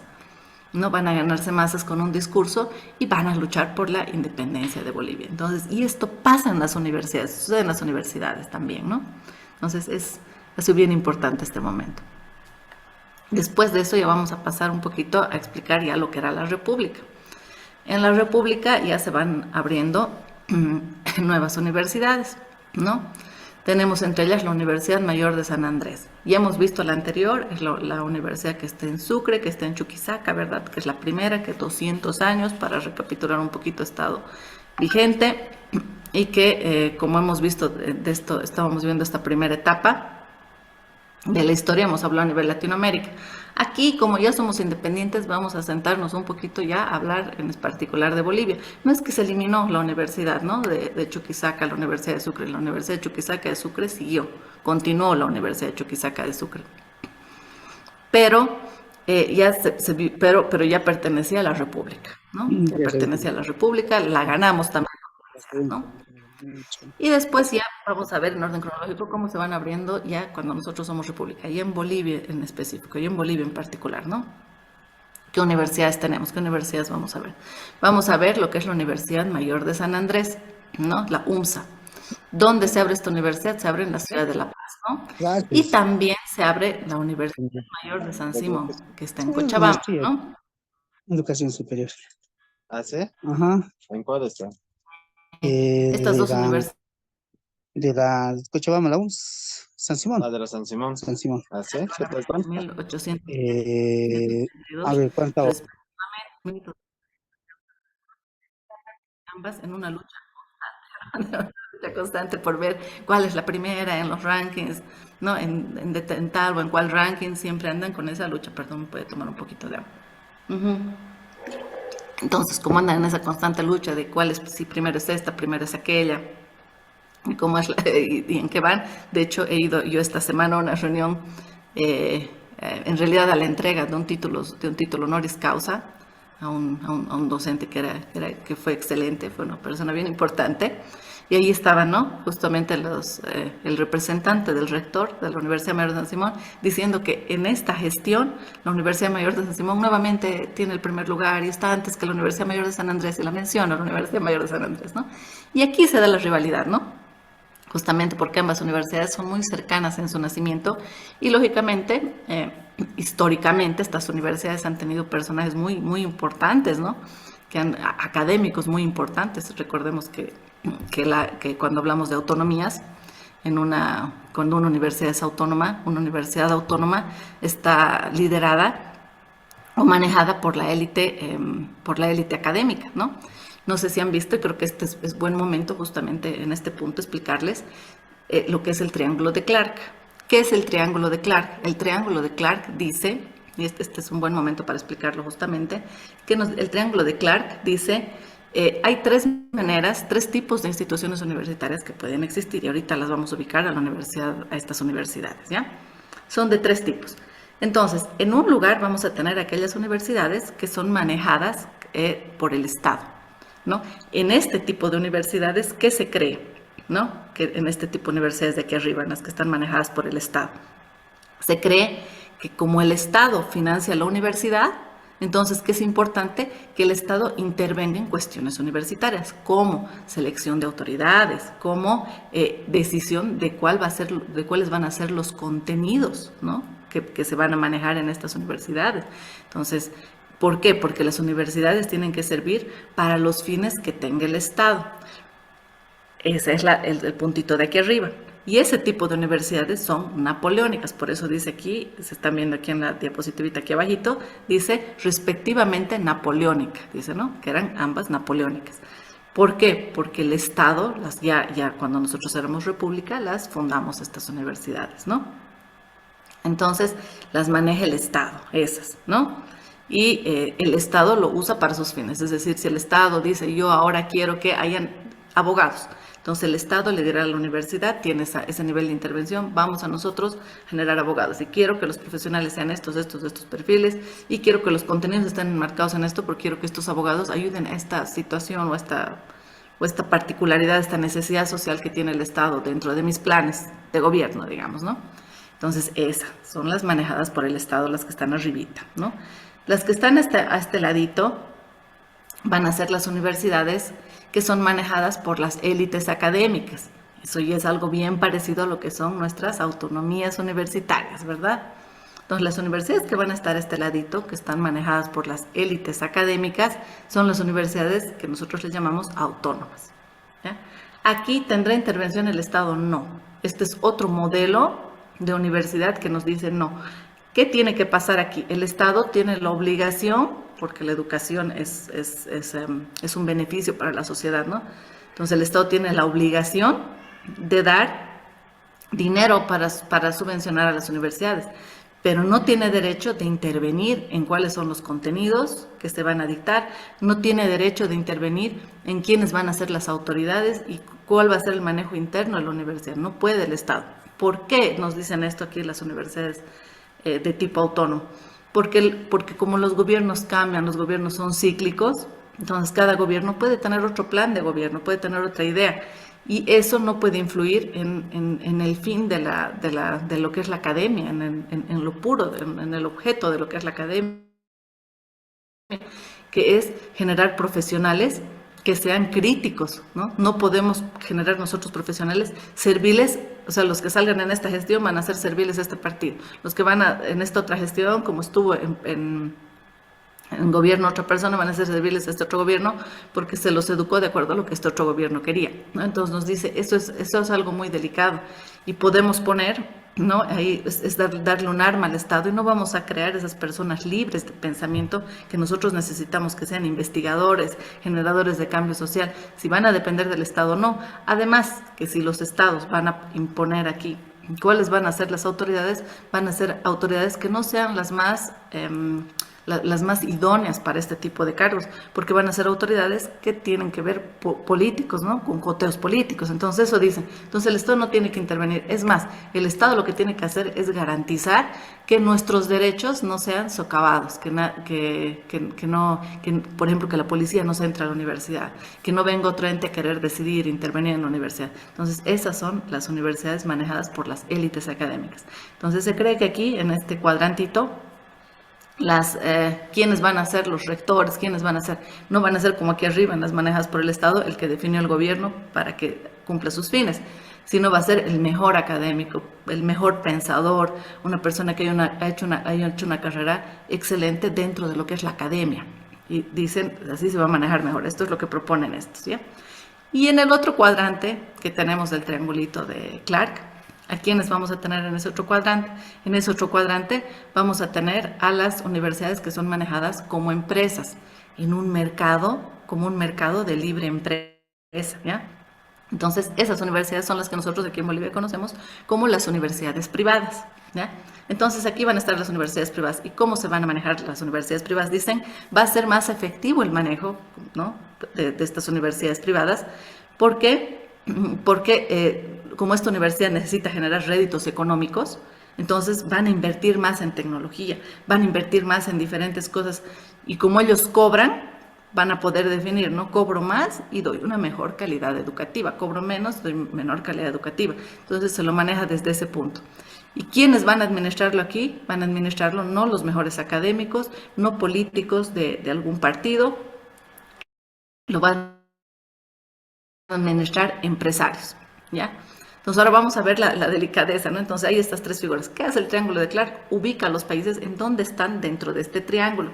Por ejemplo, nosotros estaríamos en este momento, ahí al medio, ¿no? Entre estos dos puntitos, entre el que es manejado por la élite académica y lo que son las universidades privadas. Estaríamos como que ahí en medio, porque conviven estos dos tipos de sistemas universitarios ahorita en nuestra realidad, ¿no? Aquí al medio estamos. También es delicado, ¿no? Hay críticas también de estos que son manejados como empresas, ¿no? Porque dicen lo que están buscando estas universidades es únicamente rédito económico. Solamente quieren rédito económico y no les importa la calidad académica, ¿no? Entonces lo que hacen es vender la educación, que es algo que no se debería vender, ¿no? La educación debería ser gratuita y debería ser la de mejor calidad y debería estar manejada además con criterios no de un empresario, sino con criterios académicos, porque los empresarios van a ver solamente como finalidad sus utilidades, ¿no? Entonces aquí hay sus críticas, ahí también hay sus críticas, y aquí en lo de la élite académica, en los de la élite académica, ¿cuál es la crítica? Me olvidé decirles. La crítica de estas otras universidades que son autónomas, la crítica en estas otras va a ser que los académicos pueden saber muy bien, por ejemplo, cuáles son las mejores teorías, pueden hacer investigaciones y todo aquello, pero la parte de administración de recursos lo hacen muy mal, ¿no? Entonces dilapidan recursos, no administran bien los recursos. ¿Por qué? Justamente porque son los que las manejan estas universidades, son académicos puros, ¿no? Entonces no hacen una buena administración de recursos que además son del Estado, ¿no? Son del pueblo. Entonces, aquí cada una tiene su malo, ¿ya? Y así se gestan la Universidad Mayor de San Andrés y la Universidad Mayor de San Simón en un inicio napoleónicas, ¿no? Y sujetas a la autoridad del Minedu. Entonces aquí se crea esta instancia, que es el Minedu, que es el Ministerio de Educación. Entonces, ¿qué hacía el Minedu? Estas universidades no eran en ese entonces autónomas porque dependían del Estado todavía, ¿no? Bajo esta lógica que si el Estado las financia, entonces el Estado debería poder decidir qué pasa dentro de la universidad, qué pasa en esa instancia, y tiene que ser un instrumento político, la universidad, un instrumento social, se dice, pero es básicamente un instrumento político, ¿no? Entonces, ¿qué pasa? Autoridades, docentes y la aprobación de planes va a estar en manos de quiénes, en manos de esta instancia que se crea el gobierno, que es dependiente del gobierno, que es el Ministerio de Educación. Hoy en día, el Ministerio de Educación, desde que las universidades son autónomas, deja de intervenir. Ya el Ministerio de Educación no tiene tuición alguna sobre los planes, autoridades, sobre los docentes que se contratan en las universidades públicas. Ya no pasa eso. Hoy en día, el Minedu entra, vamos a ver ahorita, vamos a llegar a esa parte de la historia, va a entrar a regular lo que son las universidades privadas. ¿Ya? Pero en ese entonces regulaba el funcionamiento de las universidades públicas. Entonces, como era del Estado, recibía órdenes de las instancias superiores y las ejecutaba, las aplicaba en estas universidades. ¿Ya? Entonces eso es importante. En 1845, dice el Minedu, ya no podemos más, o sea, son tres universidades grandes, porque no se olviden, tenemos la de la Audiencia de Charcas, ¿no? La San Francisco Javier, ¿no? La de Chuquisaca, tenemos la de la San Andrés de La Paz, tenemos la San Simón de Cochabamba, y dicen, es demasiado, nosotros no lo podemos manejar de manera centralizada. Decidir docentes, autoridades, estudiantes, aprobar sus planes, no podemos hacerlo. Imagínense en una época, si ahora cuesta, que tenemos tecnología, hacer eso, ya después de la pandemia, digamos que ha sido mucho más fácil coordinar este tipo de cosas, por ejemplo, en las privadas que tenían muchas sedes, ¿no?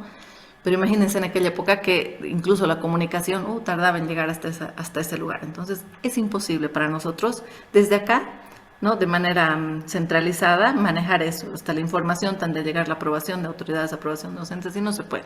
Entonces, en 1845, más o menos unos 15 años después de que se crean estas universidades, dice el Estado, no, ya no podemos centralizar. Vamos a tener aquí una instancia principal, la vamos a mantener, pero no centralizada. Vamos a crear los distritos escolares. ¿Qué son los distritos escolares? Es la distrital de educación. Lo que antes, hace no mucho aquí, le llamábamos el SEDUCA, ¿no? Entonces, esa era la distrital de educación, se creó para que ayude a manejar todos estos aspectos, autoridades docentes, aprobar planes de las universidades, ¿no? Hoy en día se llama la distrital de educación y se ocupa de ver lo que pasa en los colegios también. Entonces, sigue teniendo la distrital de educación, un ente que es parecido, ¿no? Le ha cambiado un poquito el nombre, pero sigue teniendo esas funciones que tenía en aquel momento que tenían los distritos escolares. Entonces abren 3 distritos escolares, ¿no?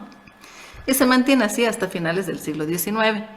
Si bien ahora la distrital de educación hoy en día, la que existe hoy en día se llama distrital de educación, ya no interviene en lo que pasa en las públicas, y por eso es como que otra instancia ahora, pero se deriva la idea de los distritos escolares que ayudaban a manejar lo que son las universidades estatales, ¿no? Entonces, es bien interesante. En este momento, ¿qué pasa? En la época de la República, el país se comienza a modernizar, todos sabemos, ¿no? Se comienza a modernizar porque empezamos ya a ser independientes, autónomos, y descubrimos, como siempre habíamos tenido, ¿no? Hemos hecho mucho oro, mucha plata, pero descubrimos lo que es el estaño, ¿no? También, ¿no? En este momento, ¿no? Y empieza a decaer lo que es la oligarquía de la plata, que fue primero la oligarquía de la plata, y después que se empieza a modernizar el país, se despliega la economía de lo que es el estaño, ¿no? Entonces, en este momento, ¿qué pasa? Se van a fundar 3 distritos de universidades, es decir, a partir de esto que ya hemos visto antes, las siguientes universidades que se van a ir abriendo con sus respectivos distritos, las diferentes universidades que se van a ir abriendo junto con su distrito escolar, porque ya sabe el Estado que no se puede centralizar, no se puede manejar así, ¿no? Y estos distritos evidentemente van a responder a las instrucciones que les dé el Minedu, ¿no? Entonces, ¿cuáles son las universidades que se hablan con sus respectivos distritos? O sea, se va a abrir la de Santa Cruz, la Gabriel René Moreno, ¿no? Se va a abrir la Universidad, la Técnica de Oruro en 1982 y la Tomás Frías, que va a ser en Potosí. Entonces se abren estas 3 adicionales y cada una con su respectivo distrito escolar, ¿no? Entonces, bien interesante, ya vamos abriendo más y cada una con sus distritos porque se dan cuenta que es una forma interesante de manejar, de controlar cuál es el manejo de las universidades. ¿No? Vamos a ver ahora lo que pasa en el siglo XX. En el siglo XX ya nos encontramos con otro tipo de Estado, inclusive con otro tipo de economías, ¿no? Nos encontramos en un siglo donde somos liberales, somos oligárquicos, ¿no? Hay nuevos aires de modernización también, ¿no? Sabemos nosotros que la historia siempre es cíclica, ¿no? Entonces vamos pasando por ciclos y este es un ciclo liberal por el que estamos pasando. Pero ¿qué pasa con las universidades en este contexto nuevo, en este contexto interesante? Las universidades todavía van a estar bajo la tutela del gobierno, es decir, todavía no van a ser autónomas las universidades, ¿no? Y todavía las iglesias tienen una elevada intervención en las decisiones que se toman, en lo que es la actividad de la universidad, ¿no?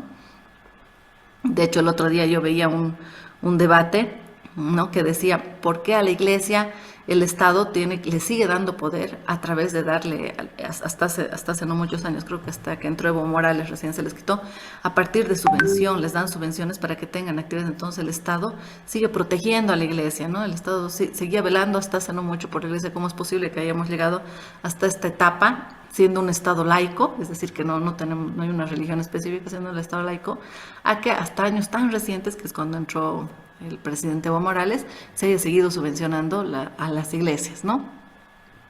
Y no deberíamos nosotros, porque además es una institución, como institución, es una institución muy rica, decían, ¿no? Son millonarios. Todas las reservas que tiene el Vaticano son mundialmente conocidas, y cómo es posible que el Estado haya hecho esto por tantos años, decían, ¿no? Y no solamente, ¿no? No solamente, entonces, es que el Estado que tenía esa cercanía con la iglesia, sino que le permitía a la iglesia también intervenir en este tema educativo. Se creían que eran los más idóneos, los que mejor podían hacerlo, ¿no? Como ellos nos habían venido a hacer catequesis, habían venido a generar adeptos, habían educado a la población indígena, ¿no? Entonces se los cree idóneos, ¿no? Entonces acá ya se maneja otro modelo, ¿no? Bajo el modelo de la Universidad de Salamanca, que a la Universidad de Salamanca se le decía la Universidad de los Doctores. ¿Qué pasaba entonces? ¿Por qué les decían la Universidad de los Doctores y cuál era el modelo de la Universidad de Salamanca? Que se le daba, se concentraba la educación en algunas áreas específicas, ¿no? Por ejemplo, en áreas como son derecho y en menor medida carreras de medicina y de ingenierías, que eran las más útiles, las más requeridas en ese momento, ¿no? Este modelo de la Universidad de Salamanca, y a diferencia un poquito del modelo napoleónico, nos dice cada vez más tiene el pensamiento cada vez más fuerte que las universidades deben empezar a intervenir menos, que el Estado tiene que empezar a intervenir menos en el funcionamiento de la universidad, ¿no? Entonces ya se comienza a gestar esto con los modelos de la Universidad de Salamanca, que le dan prioridad a este tipo de carreras. Después vamos a ver aquí, en 1924. En 1924, ¿qué sucede? Hay un pensamiento liberal, como decíamos en parte del siglo XX, liberal, y un movimiento reformista, ¿no? Entonces, ¿qué pasa aquí? Hay un evento importantísimo que se da en la Universidad de Córdoba. Y en la Universidad de Córdoba, que es el año 1918, hay un proceso donde los estudiantes se comienzan a movilizar, ¿no? Entonces, ¿por qué? Porque las universidades se manejaban allá igual que acá, ¿no? Dependían del Estado. Y ellos dicen, eso no está bien, eso no es correcto, y nosotros queremos una reforma y queremos ganar algo, ¿no? Queremos ganar algo. ¿Y qué es eso? Ese algo que querían ganar era la autonomía universitaria, ¿no? Entonces necesitamos nosotros ganar nuestra autonomía universitaria. Entonces se da un proceso famoso a nivel Latinoamérica de movilización de los estudiantes. ¿no? Y dentro de este movimiento estudiantil, dentro de esta revuelta que se genera, hay segmentos, que eso es interesante, intelectuales de las élites, ¿no? Entonces hay gente que tiene poder, que es parte de la élite, que detenta el poder y detenta el dinero en ese momento en Argentina. Entonces, ¿qué pasa? ¿Qué proponen la autonomía universitaria? Proponen del triángulo de Clark que les explicaba, que traspasar de aquí, de este modelo, donde la universidad está manejada por el Estado, a pasar aquí, donde la universidad esté manejada por las élites académicas, ¿no? Lógicamente, el Estado no lo acepta de buen agrado, no lo quiere aceptar en ese momento.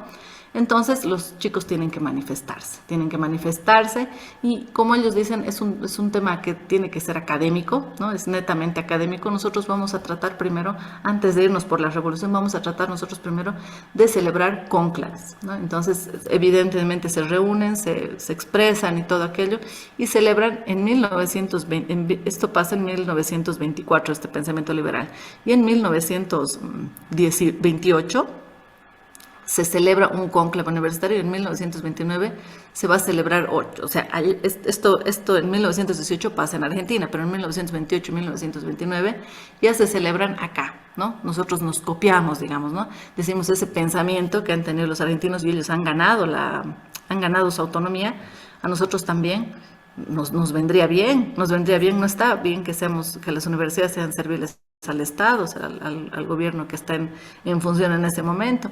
Entonces, aquí en Bolivia, en 1928 y 1929, celebramos los 2 cónclaves en cada año universitarios, ¿no? ¿Y en qué lugar? En Cochabamba. Es en Cochabamba donde se sientan estas bases para hacer esta reforma, ¿no? En estos cónclaves. Entonces ahí decimos, ¿no? Dicen los universitarios, entonces, ¿no? Vamos a tratar de que la universidad responda a las demandas y luchas de la sociedad. Es decir, la universidad no tiene que responder a los intereses del Estado, sino más bien a las necesidades y luchas que tiene la sociedad. Es decir, si la sociedad tiene una lucha por, no sé, pues por ganar algún derecho, ¿no? En el Estado, entonces la universidad tiene que apoyar desde la academia a que esa lucha sea ganada, ¿no? A que se ganen esas luchas sociales. Las demandas, es aquí donde se habla de las demandas, ¿no? Es algo que hasta hoy en día se sigue hablando en la universidad pública, ¿no? Dicen, nuestras investigaciones tienen que estar ligadas a necesidades que se tengan en ese momento en la sociedad, ¿no? Entonces, lo que la universidad tiene que buscar, eso dice hasta el día de hoy, lo dicen hasta el día de hoy en la universidad, lo que las universidades tienen que buscar es generar un impacto en la sociedad. Y dicen, no, eso en este momento está desvinculado, pero nosotros tenemos que generar ese vínculo a través de la investigación. Las investigaciones que hagamos no tienen que ser para guardarlas ahí en un librero, tienen que servir para satisfacer una demanda de la sociedad, ¿no? Entonces, aquí dicen lo mismo, ¿no? Nosotros tenemos que responder a la sociedad, no al Estado, porque el Estado de alguna manera también depende de la sociedad y el Estado también debería servir a la sociedad. Entonces, más o menos, con esa forma de pensar, se logra, ¿no? Consagrar aquí en Bolivia la autonomía y se la pone, ¿no? En la Constitución Política del Estado en 1931. Entonces, eso es un logro importante, ¿no? Aquí para Bolivia, para todos nosotros, ¿no? Después vamos a entrar a una segunda fase, ¿no? Toda esta primera que hemos visto ha sido como que una primera fase del nacimiento, digamos, ¿no? de las universidades, pero aquí vamos a seguir todavía avanzando con el nacimiento, ¿no? Pero vamos a ir a como que una segunda parte, ¿no? ¿Qué pasa en esta segunda parte? Todo lo que les estoy explicando antes, yo he ido haciendo muchísimo énfasis en la intervención de la Iglesia, ¿no? Y sobre el Estado. Pero aquí en esta segunda fase hay un rompimiento, ¿no? Entre la Iglesia y el Estado, ¿no? Y esto es importante, es bien importante porque las iglesias dejan de tener poder de decisión, ¿no? Después de que se gana la autonomía universitaria, entonces las iglesias empiezan a separarse y dicen, bueno, ya cada vez nosotros podemos intervenir menos dentro de estas situaciones que se están dando, digamos, ¿no? Con la universidad. Entonces se le quita un área de acción a la iglesia que es importante, ¿no? Ahorita vamos a ir viendo. Entonces aquí estamos en un momento donde hemos dicho que ya hemos ganado la autonomía, ¿verdad? ¿Qué pasa en esta segunda fase donde ya hemos ganado la autonomía? Primero nos vamos a encontrar con el primer puntito. Hay una expansión de oferta, ciencia y tecnología y se abren carreras que son del área de economía e ingeniería. Habíamos visto hace un rato en una diapositiva que primordialmente se daba como que más interés a las universidades que daban derecho, habíamos visto, ¿no? El área de medicina y algunas ingenierías, ¿no? Porque el modelo de la Universidad de Salamanca proponía eso, ¿no? Era la universidad de los doctores. Principalmente era derecho y en menor medida la medicina y la otra, ¿no ven?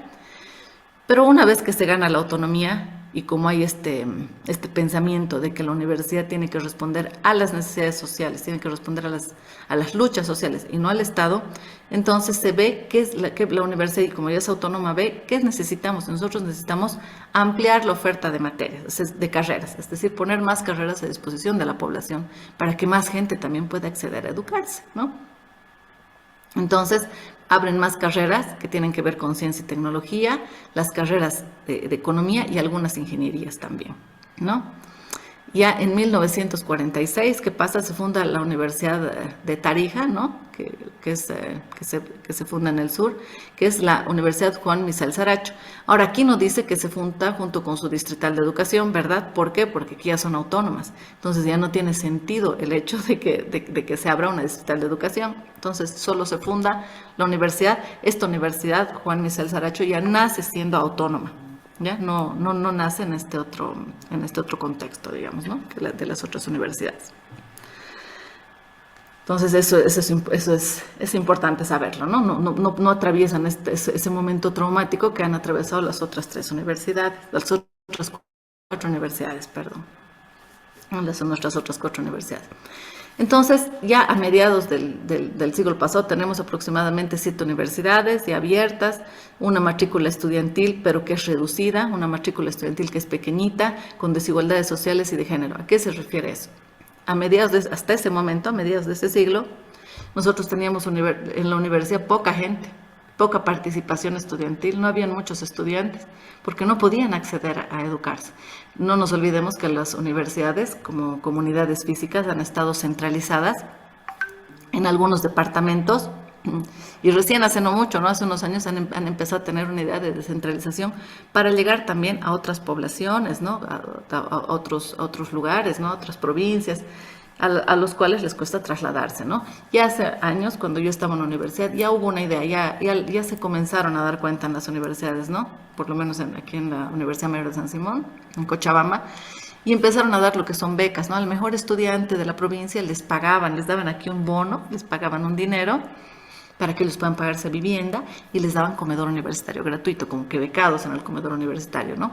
Para fomentar que estas personas que tienen buenas perspectivas de crecimiento, buenas perspectivas de estudiar, buenas oportunidades, para fomentar que estas personas puedan venir y estudiar, ¿no? Entonces ya nos empezamos a dar cuenta. Pero en este momento, imagínense, si hace unos años era difícil el acceso, ¿no? Cuando yo estaba en la universidad, imagínense en aquella época, en mediados del siglo pasado, ¿no?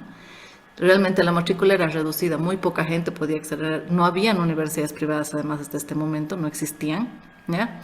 Entonces era difícil y había muy poquita gente, y se hacen unos estudios en esa época, ¿no? Y dicen, y la gente que está aquí es la gente que todavía forma parte de la élite, no cualquiera puede estudiar, ¿no? Porque no tienen los medios de diferentes situaciones, y también habían unas marcadas diferencias de género.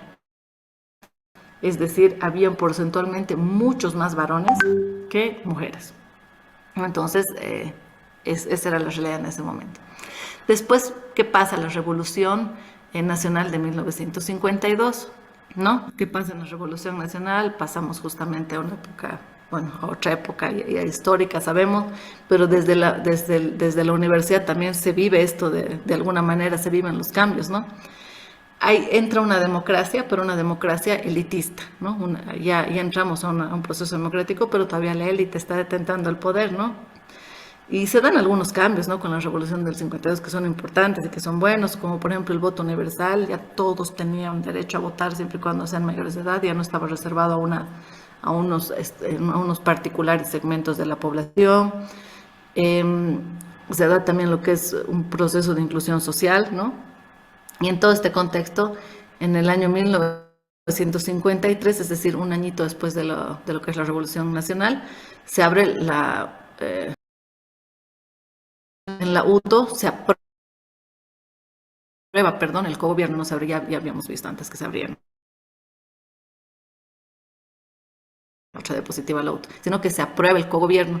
¿Y qué es el cogobierno? Se ve aquí en este momento una imperiosa necesidad de que no solamente manejen las universidades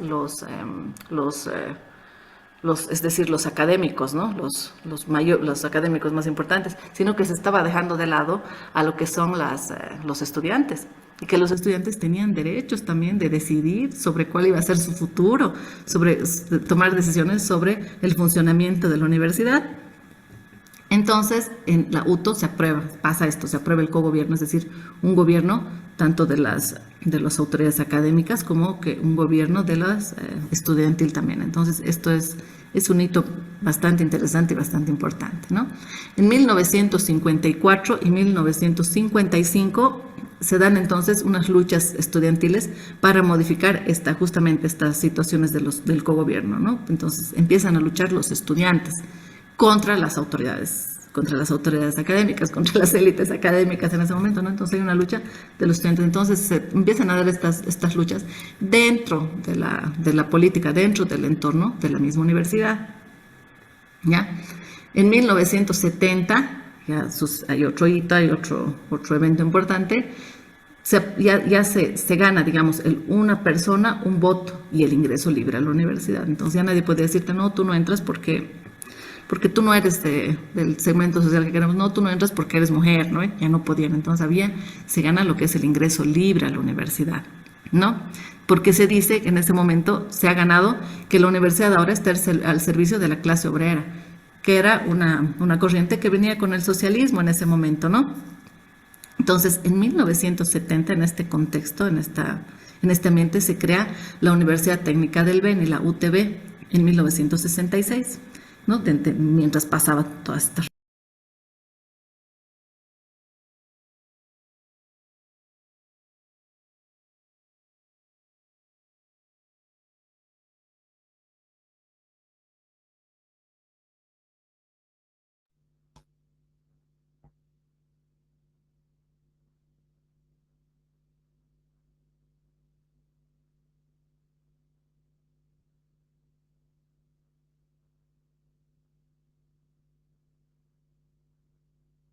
Ya nuevamente se congeló la imagen.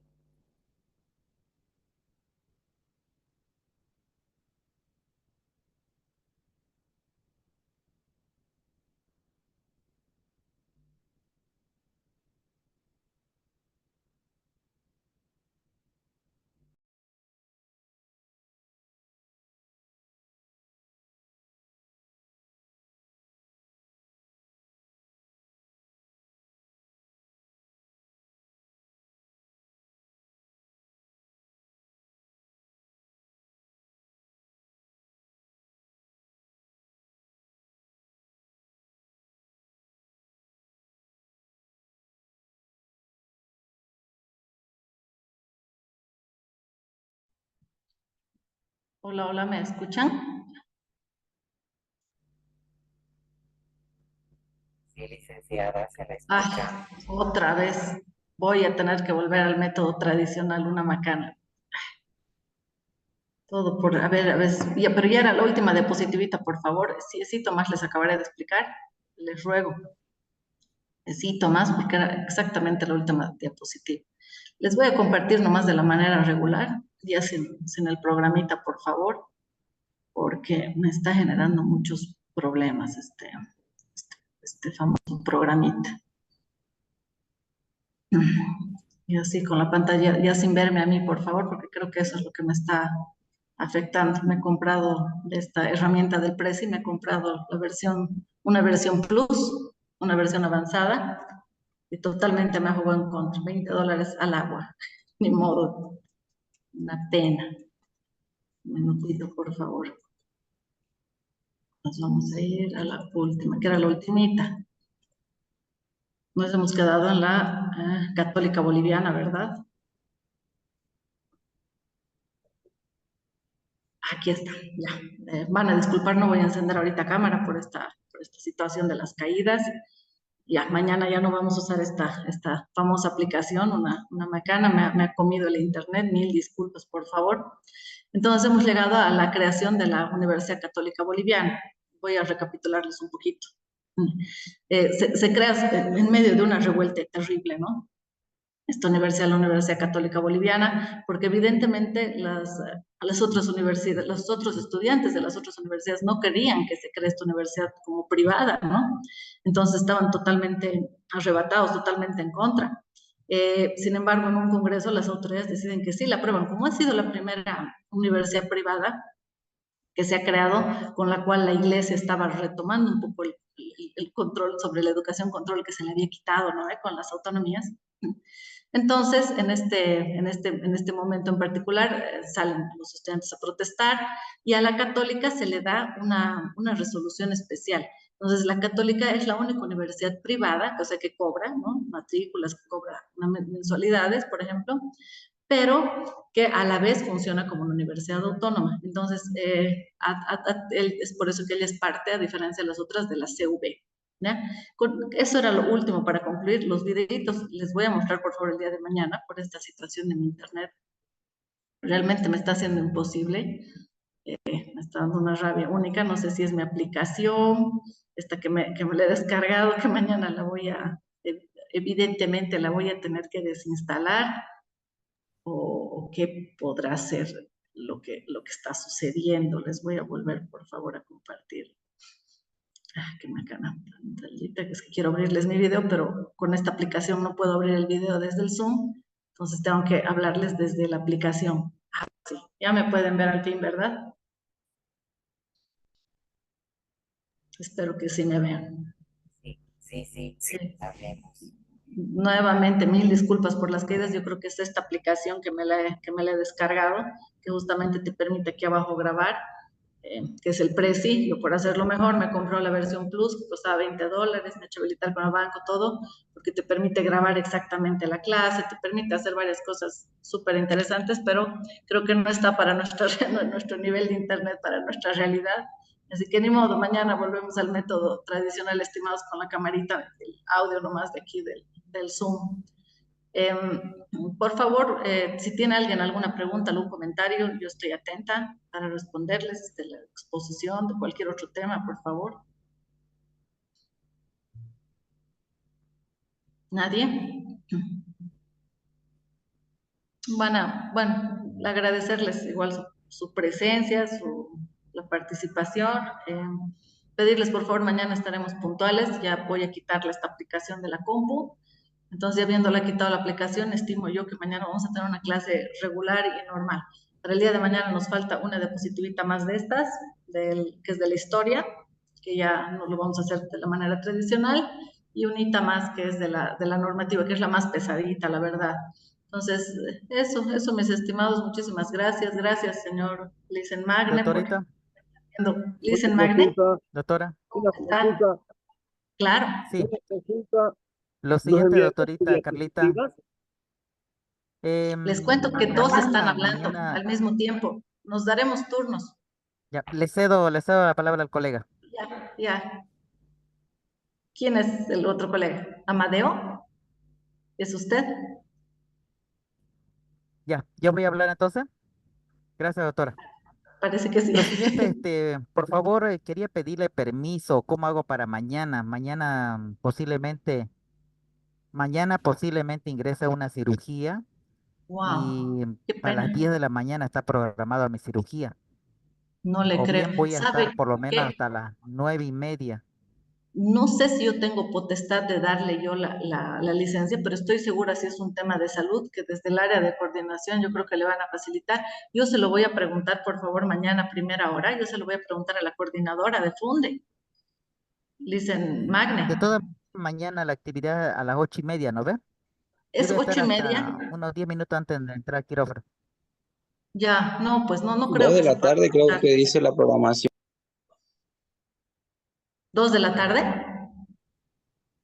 Ok, ya. 8 de la mañana, Gracias, dice. doctora. 8:30, ¿no? Sí, Sí. 8:30. Ajá. Yo también sabía De que ahora sí. No se podría ya. en la tarde. Miren, por mí no hay problema. Mañana tarde, la hora que ustedes me digan, yo tengo total disponibilidad, pero eso tienen que hablar ustedes con el área de coordinación. Ya está todo programado. Entonces, Sí, pues ya me imaginé, a veces es difícil porque uno pide, pero otro no está de acuerdo, entonces es bien complicado moverlo en medio de la clase, estimados. sí, es difícil. Todo ya está programado. Hay Ujú. varios Ah, niños que están pasando clases. Entonces, es difícil. Incluso la parte del seguimiento, la institución ponen personas, como han visto aquí, la Alicia nos está acompañando toda la noche, ponen personas para que hagan seguimiento y tal vez ya no han previsto para la tarde una persona, ¿no? Se organizan también sus tiempos, entonces yo lo veo un poco difícil. De todas formas, chicos, va a estar grabada, la sesión va a estar grabadita. La otra, voy a ver si la puedo recuperar, la primera que les di de la historia, me da una rabia única porque yo quería subírselos, o sea, lo que estamos avanzando en clase más por tema, pero si no, igual Funde lo suben a la plataforma y lo tienen ahí todo grabadito para que pueda revisarlo igual si es que pasara algo, ¿no? Si tuviera alguna contingencia, algo grave.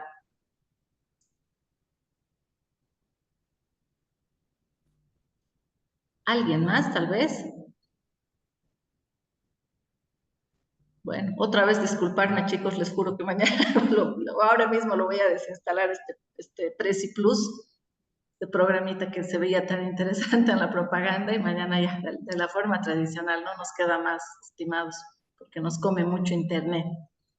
Bueno, agradecerles por su tiempo. Mañana les ruego, por favor, puntuales, yo voy a estar igual bien puntual para absolver duditas, poder charlar entre todos y tener un lindo avance. Espero que les esté gustando la materia, la parte de la historia es bien bonita.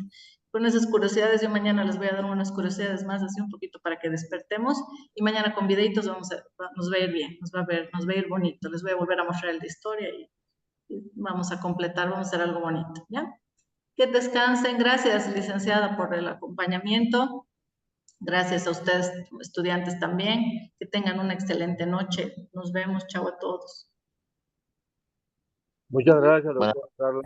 nos vemos, licenciada, igualmente. Que tenga buenas noches. Descansen todos, que estén súper bien. 8:30 nos vemos. Chao, chao, chao. Sí, gracias, doctorita. No se vayan, perdón, no se vayan. Tienen que llamarles lista ahora que me acuerdo de Funde, ¿no? Licenciada, seguro está por ahí la lista. Pueden retirarse y de hecho ya se han retirado muchos. Qué Solamente máquina. 18 participantes a los que Bien. ya he tomado en cuenta. No se Ah, ya. Qué macano, ya. Ya, Licen. Gracias, Licen. Hasta luego, Licen, gracias. Chao, chao.